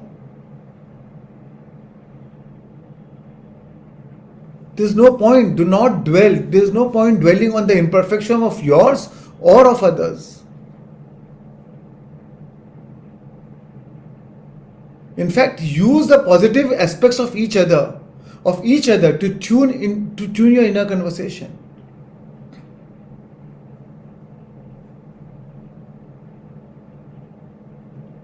Do not dwell, do not feel what you do not want to be done unto you or others. A lot of times we waste so much time in feeling guilt or regret.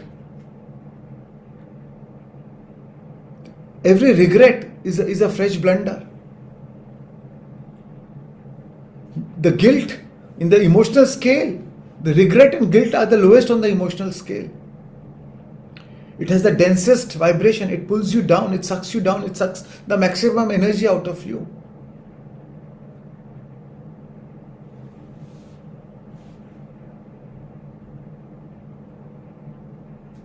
So every guilt. So do not waste one moment in regret or guilt. For to think feelingly of the mistakes of the past is actually to reinfect yourself.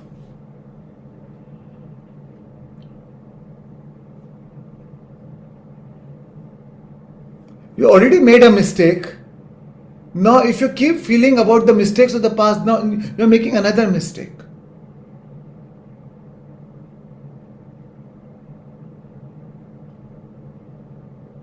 Let the dead bury the dead.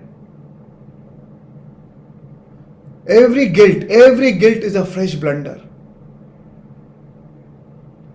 And what do we do with our children? We induce more guilt, more shame in them, more regret in them.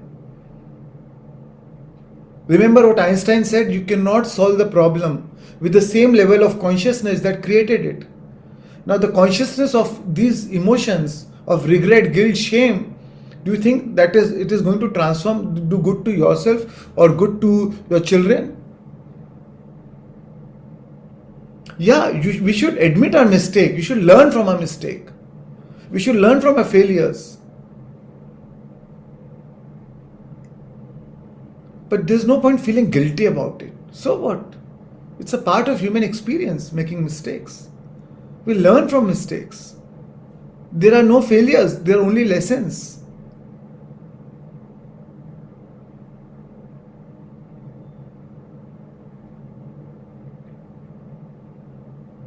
Sometimes, because of we keep so much of our inner talk goes so much on defending ourselves. You start having some small argument, but sometimes you're not able to speak. Because maybe it's with your boss, you can't speak. But your inner argument is going on. Because you want to defend yourself. You want to hang on to yourself, to your point of view, to your perception. Sometimes letting things go is an act of far greater power than defending or hanging on. Because then you're living in a constant state of resistance. And then you wonder why my manifestation is not working.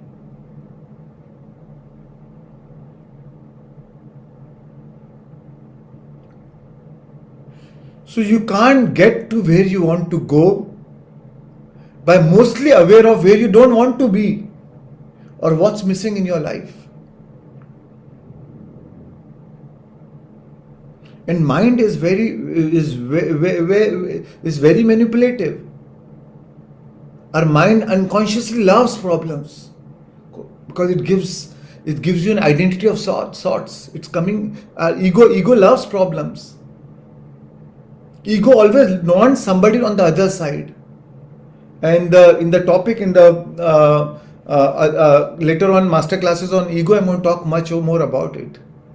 Ego loves enemies. Sometimes we see people, they always need one enemy at a time. At least one enemy should always be there. Because that keeps them engaged. That keeps them feeding their their emotional addiction.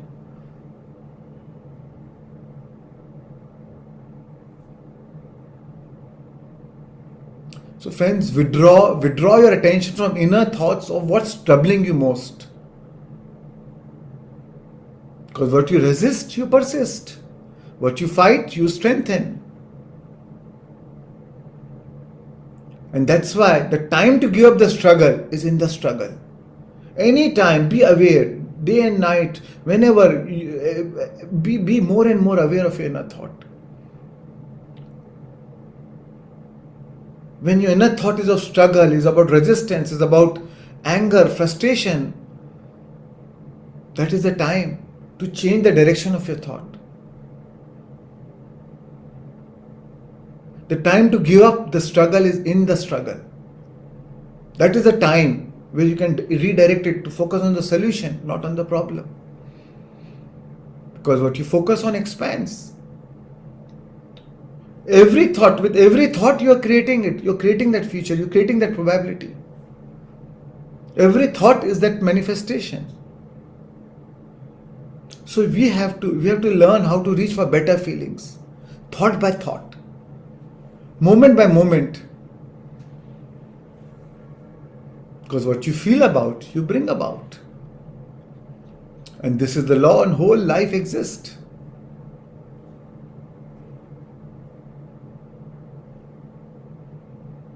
So watch your inner commentary. What is the non-stop commentary going on?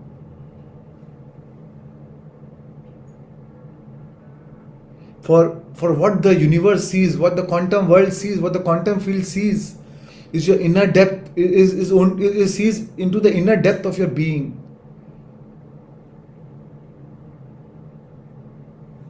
Others may not see it, but the quantum field sees it. And our whole world is built on this inner conversation. The truth is, the only one that matters sees you every moment of time. And that's the field. Or you may call it your father or God, whoever, whatever you want to name that. Shreans, could you repeat this, please? The only one that matters sees you every moment of time. And that's the field. Or that's your father, or and by father I mean the God. Yeah. The only one. The only one, the creator. So friends, you can alter your life. You can alter your life if you change your inner conversation. And the thing is, your inner conversation is happening.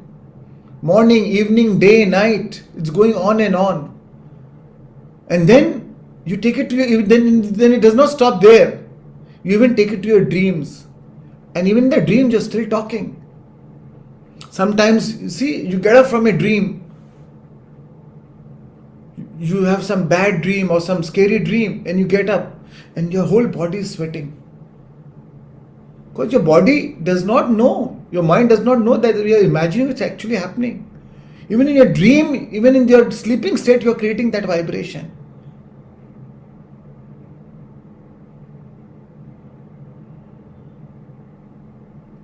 And I'm going to talk a lot about sleep tomorrow. Tomorrow is a topic, interesting topic, again related to this topic, prayers and sleep. And how we can use the power of our prayers, how to pray, how to be more effective while praying, how to sleep. All that we'll learn tomorrow. So I'm going to talk more about this tomorrow. So friends, our whole vast world is this inner conversation pushed out.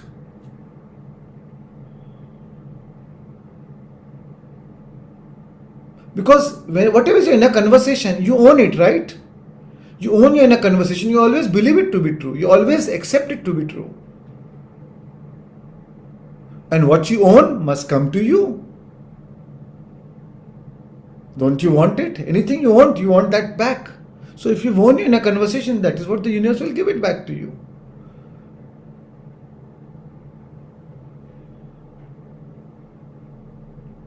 And then with your continuous inner conversation, it becomes your second nature. It becomes hardwired in your brain. It becomes your neurorigidity. Nerve cells that wire together, wire together. It becomes, that is equated to your nature. And it becomes your state of being, and your state of being is your personality. And then your personality creates your personal reality. So, but you can change it. You can change it anytime. You can change it only by changing this conversation.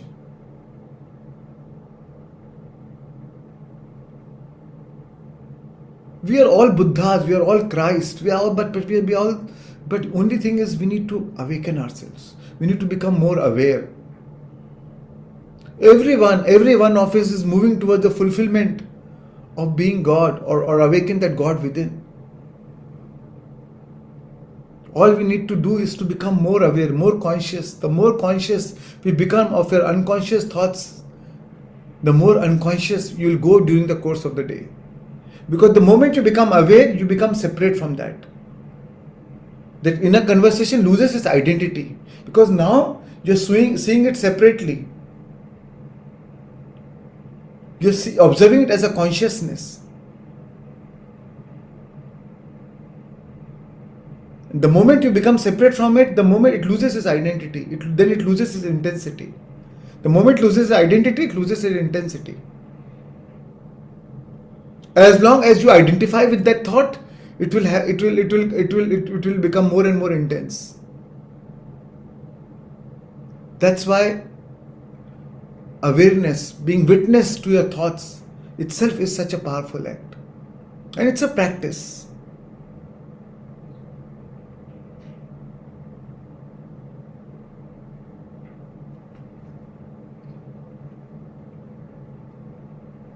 So, always carry on your inner conversation as if your wishes are fulfilled.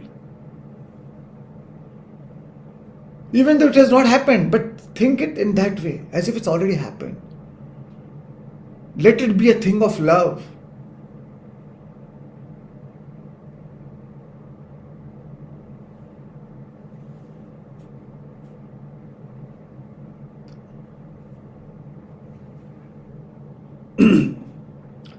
And a lot of times we keep our inner conversation is a lot about our self-justification.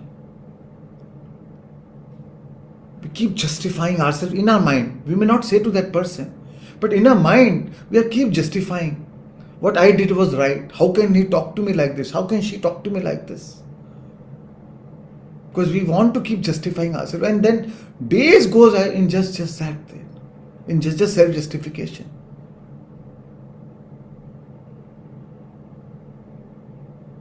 Even if you're wrong, your ego does not want you to admit it. But the truth is, you don't always have to be right. A mistake not admitted is another mistake.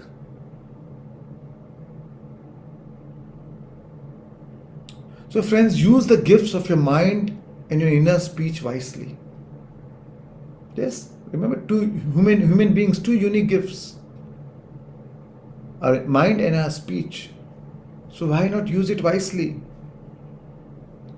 Another important thing is, so many times we read newspapers, right? We read the morning headlines of disaster, some tragedy, some war, some murder. And most of our newspapers are all about negative news. Most of the news we watch on TV, they love having debates on the TV. Creating controversies. But that's what sells. That's what they get the TRP. Because people love doing that. Because through that they're feeding their own emotions, which their people are addicted to, and they are feeding it more. Because for them you are the product. But what happens when you're doing that? Then that's your inner dialogue. That becomes your inner dialogue, and that's the world then we are creating. Because inwardly, Inwardly, you repeat whatever you are reading, right? Now that whole thing, whatever you read or whatever you heard in the news, is in your imagination. So what do you think? Do they remain idle in your mind? No, they don't remain idle in your mind. They balloon and objectify in our outer world and solidify as our manifested world. And then you wonder why my manifestation is not working. So it's a choice. Either we want this news or we are being fed with this news. Our smartphone constantly feeding with this news. And we love it. We don't like it, but all our time is going into that.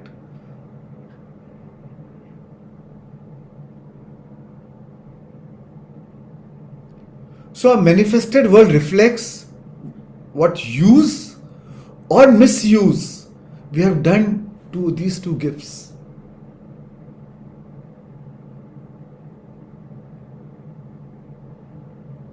That's why Mark Twain said, if you don't read newspaper, you are uninformed. But if you read a newspaper, you are misinformed. So whenever it does not any time always ask yourself, what is my mental diet? That's why depending on what is the program you go to sleep before you go to sleep. That's why it's called a program, because it's programming your mind. What programs do you watch? So say to yourself, if it does not evolve me, it does not involve me. Remember this simple things and simple mantra in life. If it does not evolve me, it does not involve me.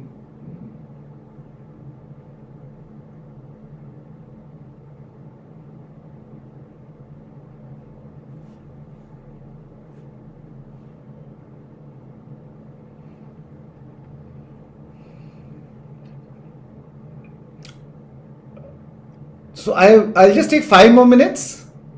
Yes, absolutely. It's so enlightening. You could go on and on. Please. Thank you. So friends, others' individual words, remember this, others' individual words are self-revelations of our own inner speech. And again, I'll tell you, don't equate it with your personal behavior with them. Equate it with your general vibration, which is the average of your inner speech. So use your imagination and transform and channel the immense creative energies of your inner speech from the mental and emotional plane to the physical plane. And it's a thrill. I'm telling you, it's such fun to do this.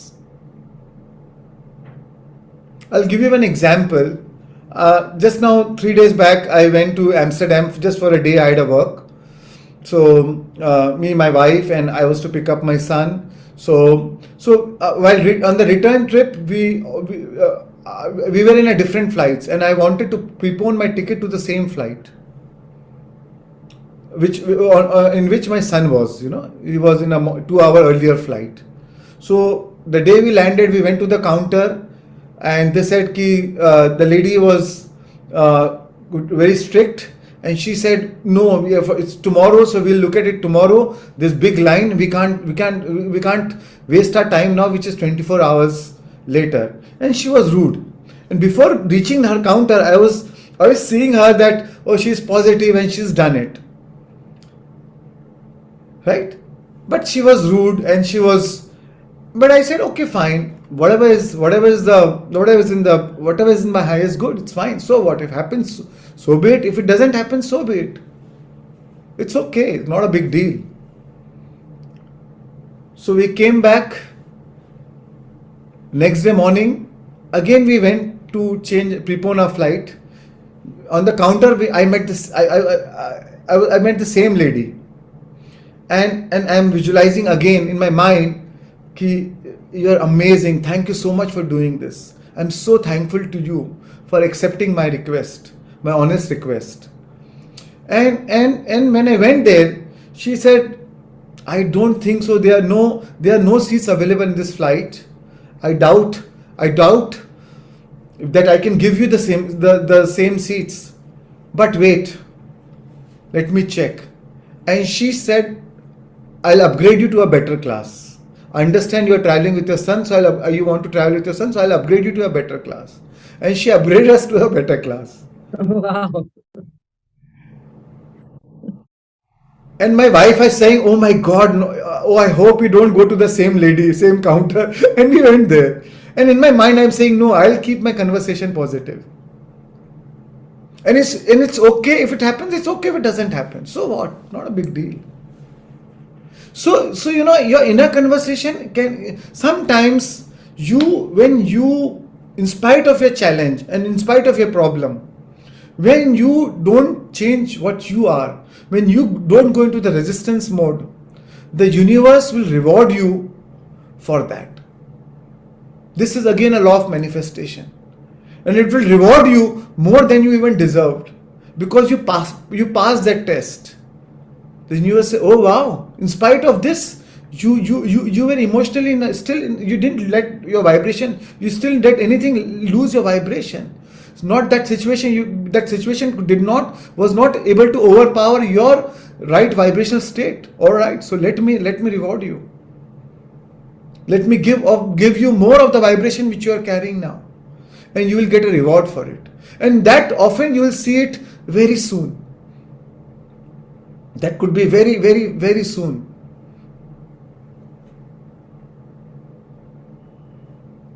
So sometimes these things comes as a test, but it's a thrill. If you practice it, it becomes fun. So extend your senses. Look and imagine that you're seeing what you want to see, that you're hearing what you want to hear, and that you're touching what you want to touch. Use all your sensory perceptions. Why not? If we have that faculty, why not? Become intensely aware of doing and giving your imaginary states all the tones and feelings of reality, all the shades of reality. It's your canvas. You can paint it the way you want. Why not? It's your choice. Nobody can stop you.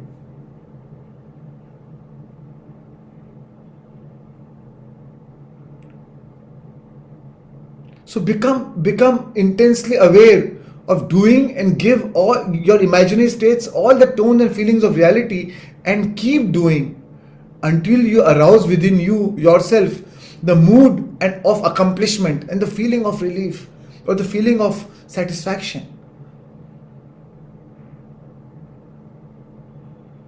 When I went to the counter, I was not. There was no feeling what if it doesn't happen. I was going with the feeling of satisfaction. If it happens, great. If it doesn't happen, fine.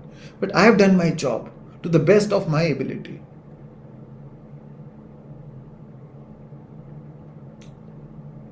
And when you practice this, friends, that's how imaginal acts become facts.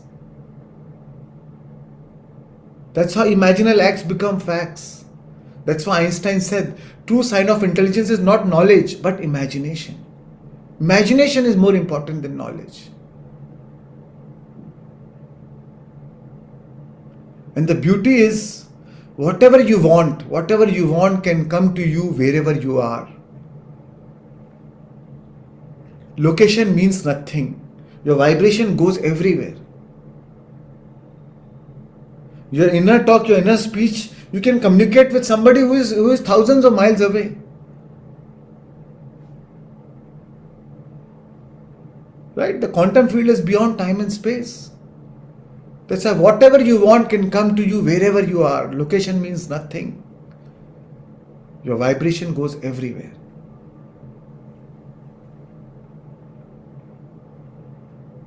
So practice, friends, I'll sum it up now. So practice your inner speech as a speech of your fulfilled desire. It does not matter if at the present moment the external facts may deny the truth of your assumption. They may be so contradictory to your assumption of your desire. So what? But if you persist in your assumption, it will become a fact.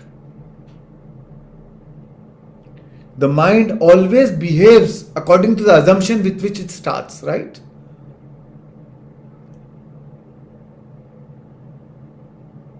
So assume the feeling of your wishes fulfilled in the faith that the assumption that assumption will find its expression through you. Believe in yourself. So conceive yourself to be the one you want to be and remain faithful to that conception.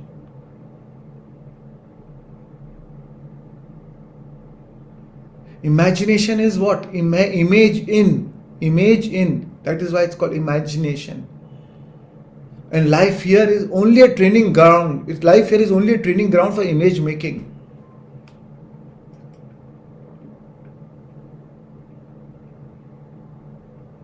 So the great secret of success is a controlled inner conversation from the premises of fulfilled desire. Every inner words you say is a blueprint that your mind and body works to make it real. All you need is to drop your old self and give up your former conversation. That's why Carlos Castaneda said, give up your story, give up your history.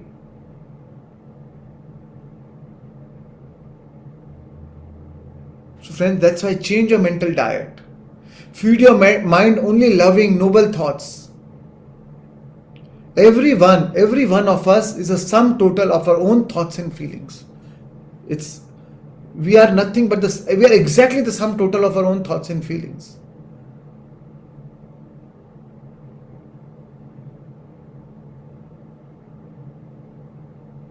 So sometimes we need to deny the evidence of our senses, evidence of our current reality. That's why we do brain coherence, heart coherence.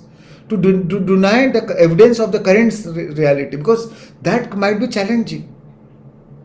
So deny the evidence of the senses and appropriate the feeling of wishes fulfilled is the way to realization of your desire.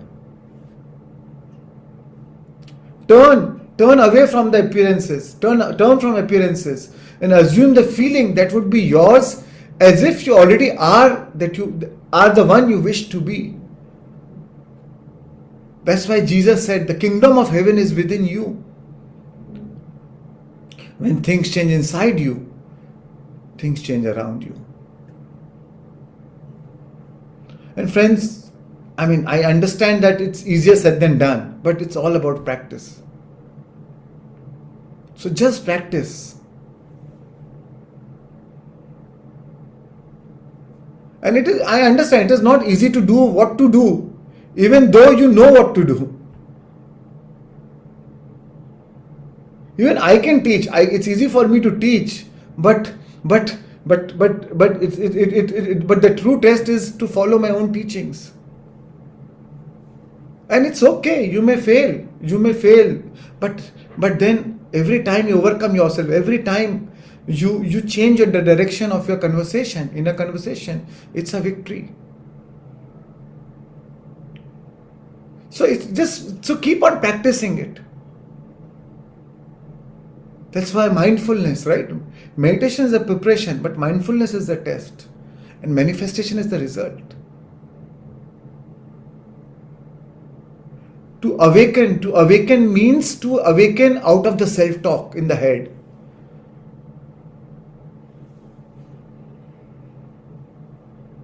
Because the self-talk is a form of hypnosis, right? We are hypnotized by our self-talk. It is the self-hypnosis. And that's why to awaken means to awaken out of the self-talk in the head. And friends, you're not going to master the rest of your life in a day. I always keep saying this. You're not going to master the rest of your life in your day. So just master the day and keep repeating every day. Continuous improvement Continuous improvement is better than delayed perfection. Don't wait for one day, then I'll be perfect. Continuously improve. It's a journey. It's not a destination. We are all work in progress. Neville Goddard says, we arrive to higher levels of consciousness not because we have curbed the passions, but because we have cultivated our virtues. So cultivate right virtues, cultivate right feelings, right thoughts.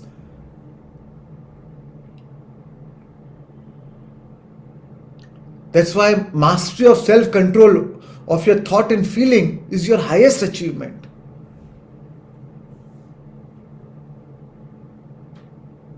Spirituality is not about feeling good. Spirituality is about getting good at feeling. You master the art of feeling. That's why it's an art and it needs practice. It needs awareness. And meditation is a great tool. Mindfulness is a great tool. So friends, I'll end by a quote of Rumi. Rumi said, yesterday I was clever, so I wanted to change the world. But today I am wise, so I want to change myself. Thank you.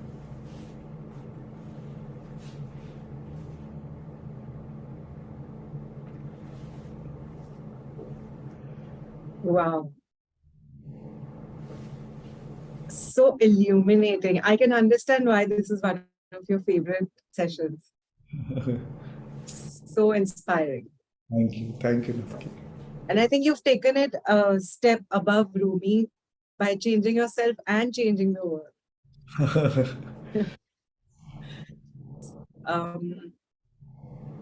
Right. Go to questions now. Yes, we'll go to questions. So thank you, friends. I most of the time I take your question hour to mine. So I sincerely apologize for. I would love to honor your time, but sometimes I feel we're in the topic and just in a flow, so might as well complete it. Yeah, Shreans, you never have to say that. Please read the messages. Everyone's like, we can't get enough. And so many questions automatically get answered anyway when you're talking. Thank you. Keshav, can we start?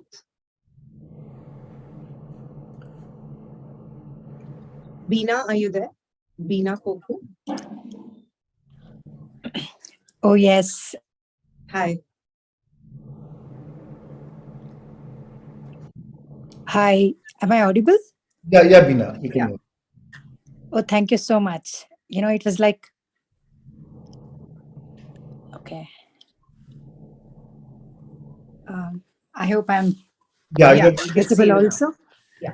This is the second time I'm attending this session, right? I must confess, I was going through what exactly happened, what exactly was the lesson today was driven by you, and exactly the relationship of boss and employee. Now, my question to you is, it was like overwhelming and very eye-opener for me. It was a question within myself saying, what did I do? Why am I going through this? Right? I've got a response through your session today. Thank you so much, sir. My question remains this way. Okay, how do I change my thought towards a person, right?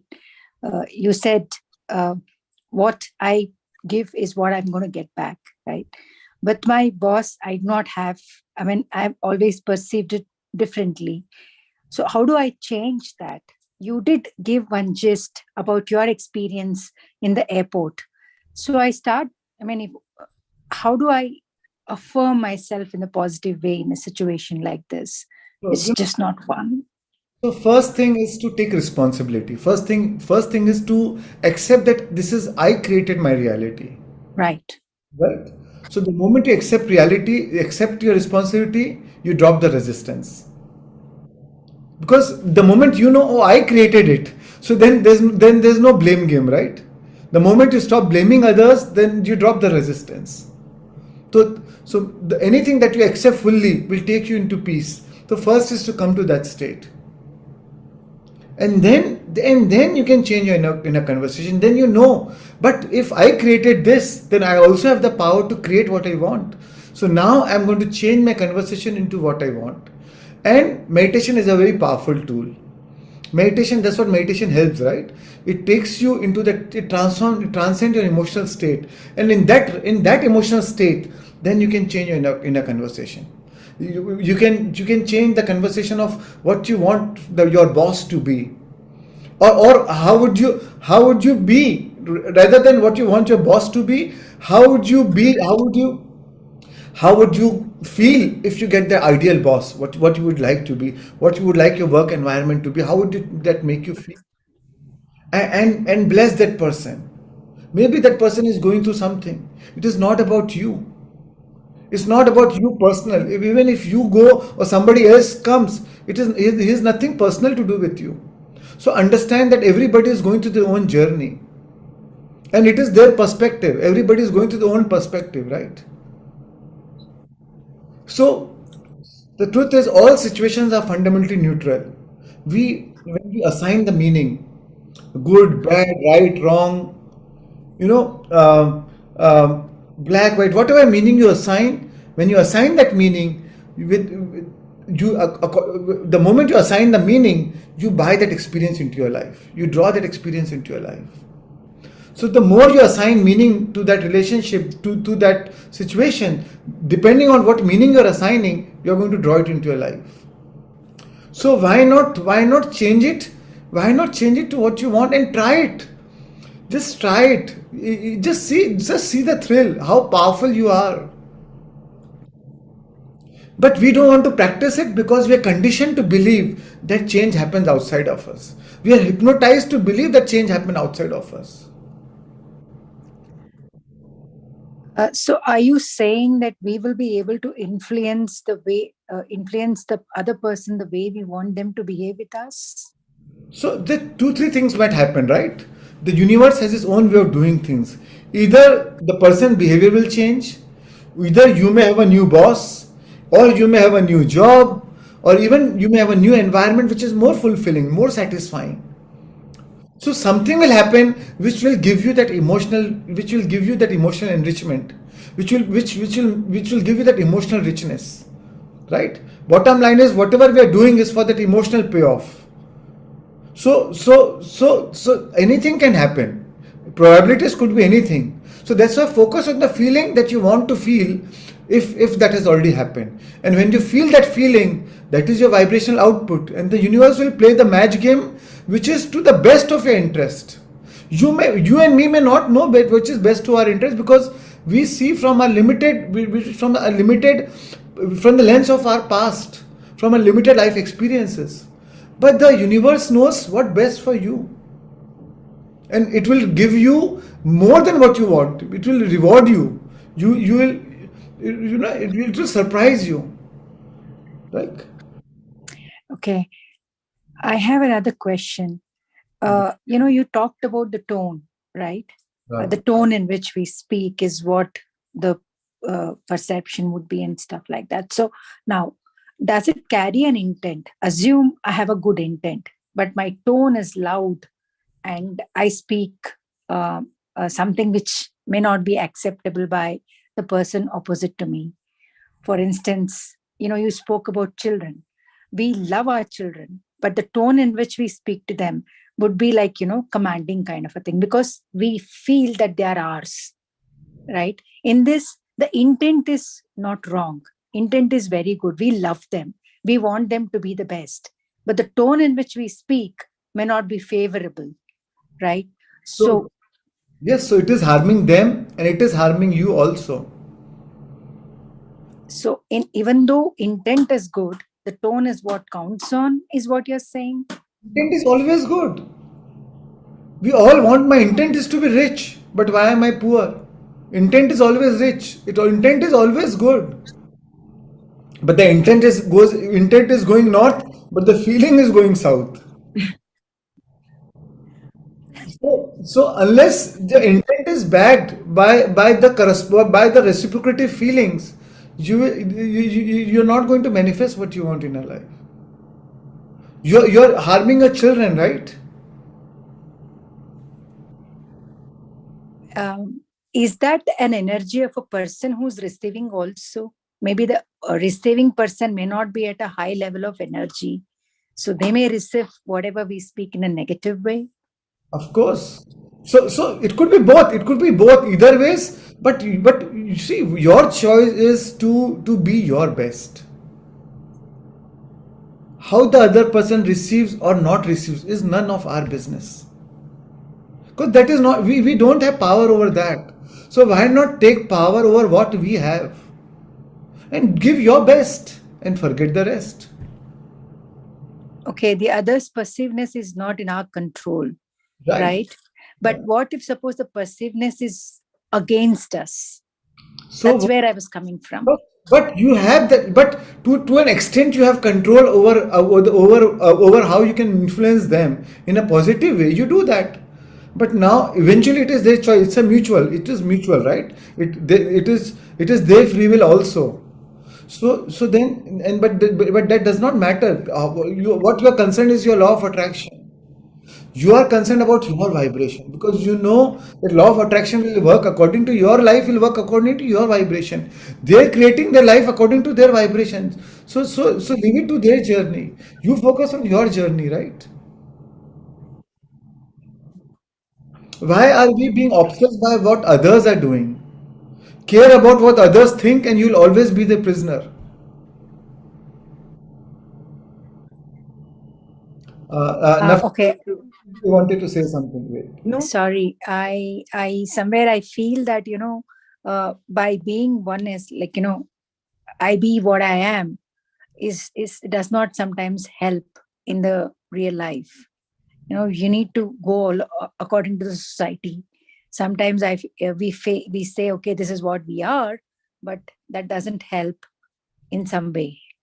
That has been the experience. So I was just trying to understand how I can overcome this. So anyways, I think I have been highly benefited by attending this class, sir, and I will continue to attend. Thank you so much. Thank you. You know, Thank you, ma'am. Thank you, Beena. Very nicely explained. Navya, are you there? Yeah, I'm there. Hi. Hi. Sorry, I won't be able to switch on my video because I'm so comfortable with it. So Just where are you from? What you do? And go ahead. Yeah. so what I'm doing? Yeah. Okay, I work for Accenture. I'm a delivery excellence consultant. I don't know how it's been done because I always skip the Q&A session, so I don't know what is the cliche kind of way to ask question. So yeah, of course, the session has been really, really great, and I mean, due to some reasons, I'm not being like so regular, but. So today, what question like came to my mind is that when you said we can control others, how they would behave towards us, by inner talk or whatever. So what if I don't know, I think I faced this is what I'm just assuming would have happened, because sometimes we feel that we act or behave in a way that that is not us, we are not that, the personality is not like that, and suddenly we behave in a way, and then later we think, oh my god, that's not me, but how did I behave that way? Is it something the other person would have manifested?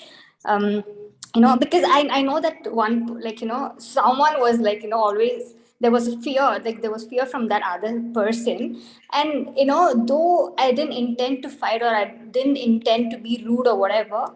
I'm usually not like that with anybody, but I don't know, with that one particular person, I was so rude, which I don't say such stuff or behave in that way. But still, I did that, and then I wonder, like, why is that I behave that way? Because that's not me. So why would have happened? So I wanted to know that, is it the manifestation from the other side? So it's always law of attraction is always working, and it's working both ways. So it's always law of attraction, but that cannot be a reason for you to. That could be an awareness of you. That could be an awareness of you, but that does not justify your behavior. right? So what triggers you about others only reflects the part of you that you need to heal, that needs your attention, that needs your compassion, that needs your loving attention, because sometimes some emotions are deep buried, and they become, and you get triggers through that person. So you cannot you can never have an argument with a fully conscious person, right? So if you are fully conscious, in that moment you went unconscious. But if you're fully conscious, no person or people has a power over you to trigger you,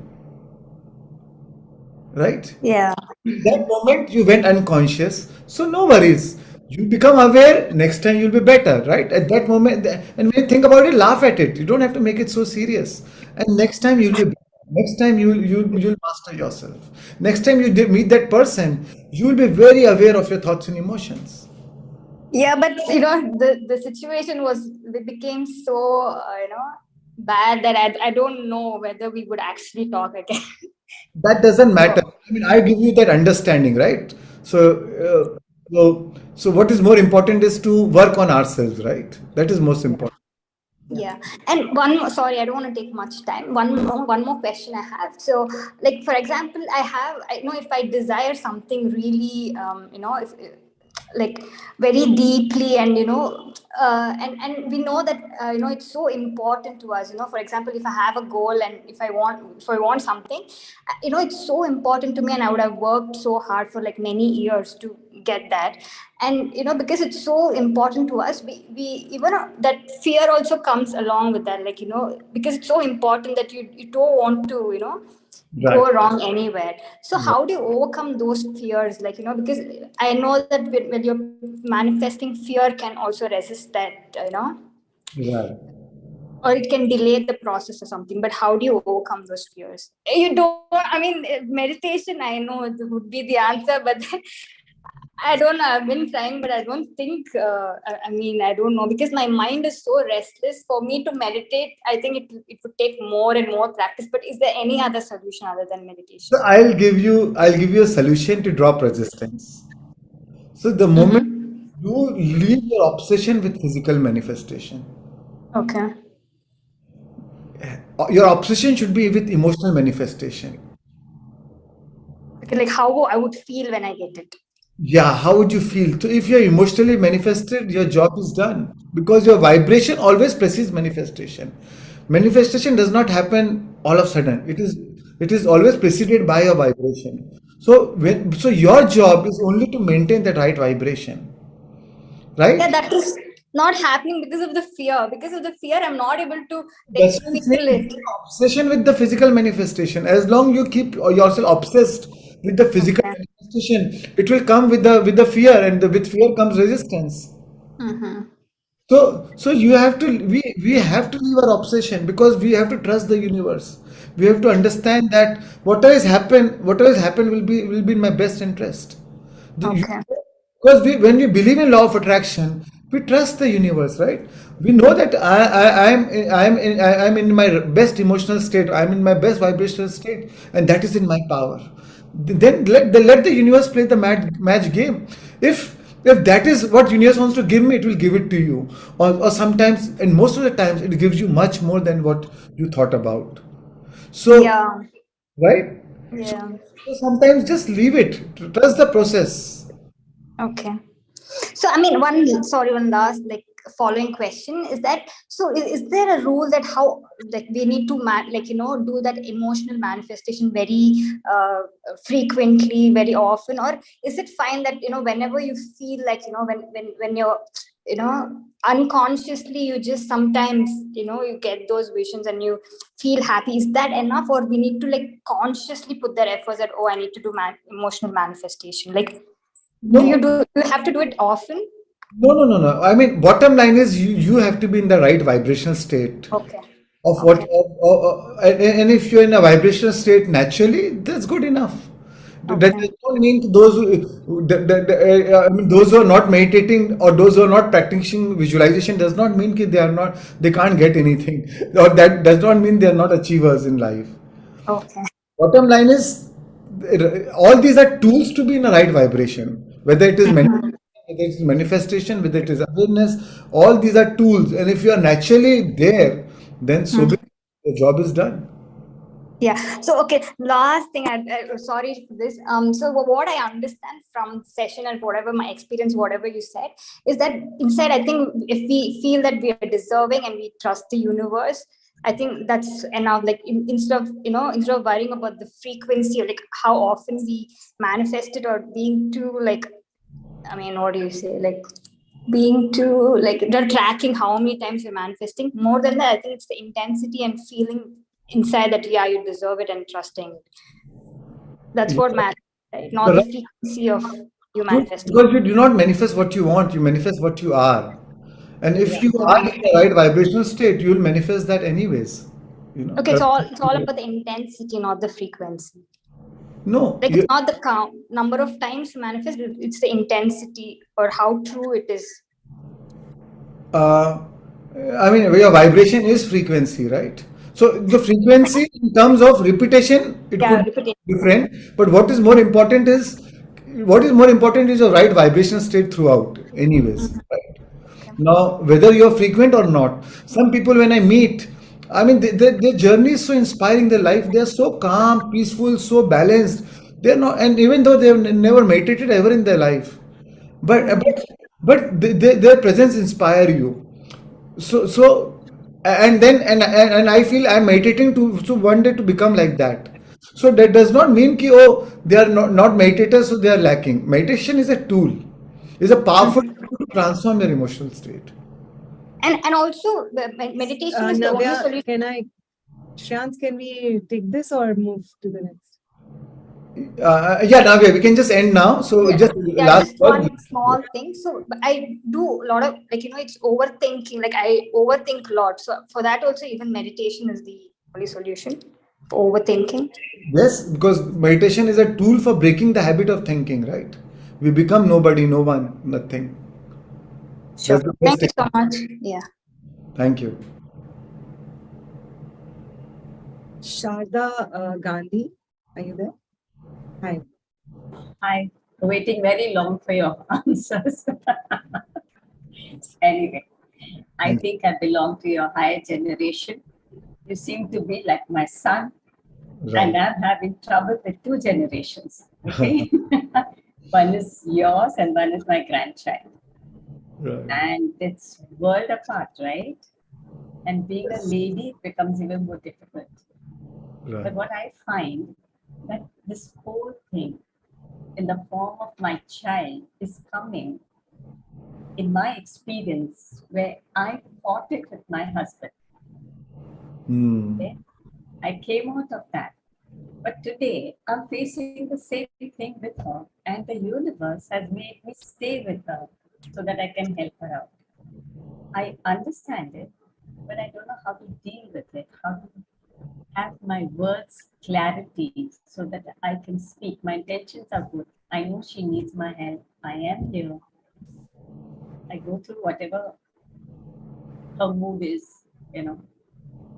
But I need that understanding of where I can make a little change in their lives. In my life, of course, but help it to calm down on both sides. So honestly, see, I don't know your life and I know the details. So Definitely. just like that to give me just pass any comment Okay. not be I'll tell appropriate, right? Okay. I'll But tell you. yeah, but I'll tell you. going forward, I'm doing a lot of. We are going to go dive deep, much into the whole. A lot of workshops is on relationships now. So maybe you will get your answer from that. I'll wait for that. I'll Yeah. wait for that. Thanks a lot. Thank And you. bless you. You've been Thank really you. very good. But I've you never are been so graceful. Really, there's so much Yeah. grace on your face. Very nice. Thank Thank you. you. Thank you. Thank you. Thanks a lot. Thank you. Thank Thank you. you, Sharda. Thank you, Navita. Thank you. Sandeep, Yeah, can you hear me? 2, 3 more. Yeah, that's it. Yeah, is it okay? yeah, 2, 3 more. Yeah. Am I audible? Yes. Hello. Yes. Please. Yeah, first of all, Shreyans, I am really so impressed the way you project the ideas. They directly reach and they make some kind of permanent impressions. And since I have started writing whatever you are speaking, I go through it and I myself get surprised that, oh my God, such a knowledge, and in a such a simple way you are putting it. Beautiful, beautiful. Thank you My so much. my really, really heartfelt thanks to you, and gratitude. And I just had one question, which probably is answered also in a way, but I still want some clarity on that. Is it that when we want something to manifest in our life, like some kind of a change of our environment or change of situation, Right. then well, if it is if I am practicing that, you know practicing the visualization and feeling about it, yet things are not happening. Let's say, I am saying hypothetically, if Right. yet things are not happening, does it mean that I do not have the enough clarity about the way it should be, or is it the super consciousness, or the complete universe wants something else for my feelings, or which is better for me? Should I take it that way? So first thing is allow the gestation period. A lot of times, we drop resistance because we objectively obviously, oh, I did it, but it's not happening. It's like the baby is conceived and you come home and say, oh, to ask the mother where is the baby. So sometimes it needs a gestation period, right? Yeah, And okay. during the gestation period, what you need to be aware of your vibrations to maintain the right vibration state, and drop the resistance. And honestly, manifestation is not eventually about what you want, it's about what you become in the process, right? Because everything what we need is for an emotional payoff. You want that so that eventually it will give you happiness. And if you can, if and that happiness is already within us, right? The treasure is already within us. So and that happiness is so cheap, but we keep looking out in the expensive shops. so so we keep conditioning it. Only if that happens, then I'll be happy. But the truth is that it's so cheap. Just go within, close your eyes, and connect to yourself, and you can be happy for no reason. But the beauty is, universe plays the match game anyways. When things change inside you, things change around you.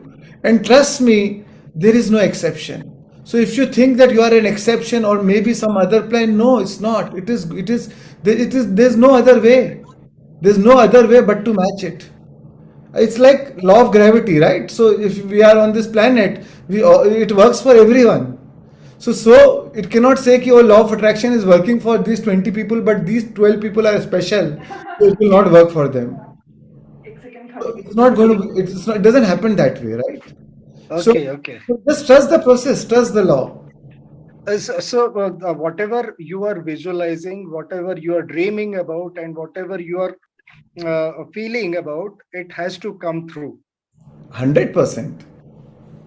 Yeah, okay. And I should drop resistance. I should give gestation period, that it will come through by and by. Right. And it's not about the outcome. Chase the feelings, not the outcome. Because outcome can be, because whatever is matching that feeling, that vibration, outcome will come accordingly. Sometimes the outcome can be far better than what you thought about. So be surprised by the unknown. Okay. Be open to the be open. It's a journey of adventure. The journey is not predictable, but the Okay, journey can be anything that you want to be, depending on okay. your vibration. Yeah. Okay, so it is more about feeling what you want to get, or where you want to be, or in what state you want to be, rather than actually getting too obsessed with what you are, materialistically you are. Right. Absolutely. Absolutely. Yeah. Thank you very much. I Yeah. tell you, it's okay. It's okay if it happens, and and it's okay if it don't, or if it doesn't. Is a powerful place to be. Yeah, that's wonderfully said. Thank you. Yeah. Thank you very much. Actually, the way you speak, Shreyans, they really hammer the idea so well, and the cliches or the phrases that you use uh, is wonderful. Thank you very much once again. Thank you so much. Thank you. Thank you. Shreyans, we can take maybe one video question, and Yeah. there's one question on Q&A. Sure. Says, I am undergoing a surgery that can really affect my life. I'm confused. What should I think? Should I think that everything will be good, or be prepared for whatever comes and it'll be God's will? Shikha, I'm asking your question. So, or definitely think of the best, think of the most positive outcome, feel it as if it has already happened. What if your surgery has gone amazing and you're healed and how would you feel it? Feel those feelings. And that is the best contribution you can give. Yeah. Right? Rest, you leave it to you trust the process. You can only do what is in your power, and that is in your power to give to feel as if it's already happened, and to feel that positive outcome. Perfect. Yeah. So just one more. Shivani, are you there?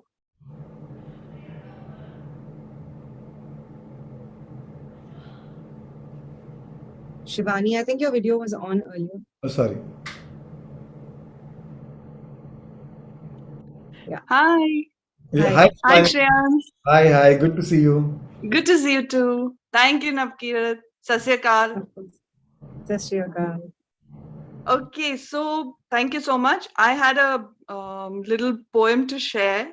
Oh, I lovely. just got inspired, yes, by all of you and by, the videos I saw yesterday. And I woke up from my sleep, so I need to share this. There were two poems, one in Hindi, one in English.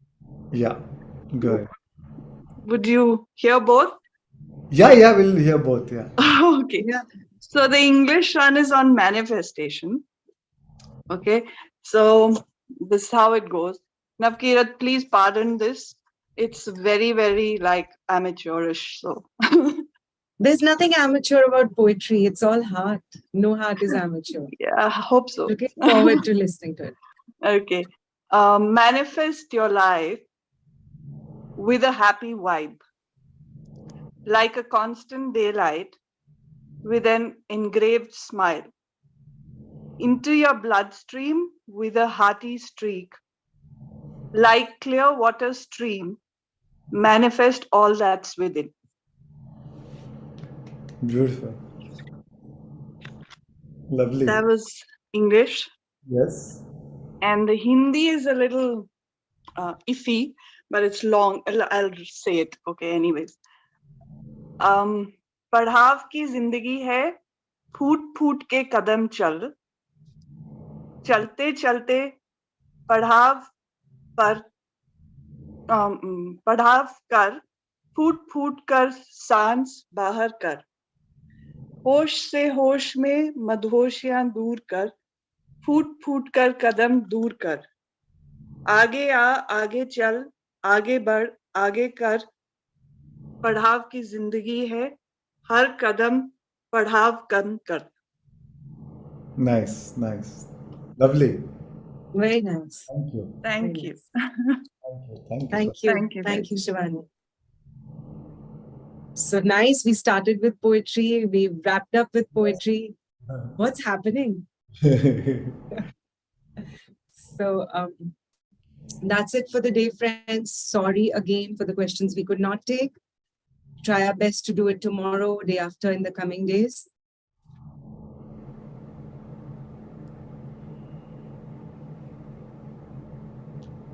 Thank you, friends. See you all again tomorrow. Thank you.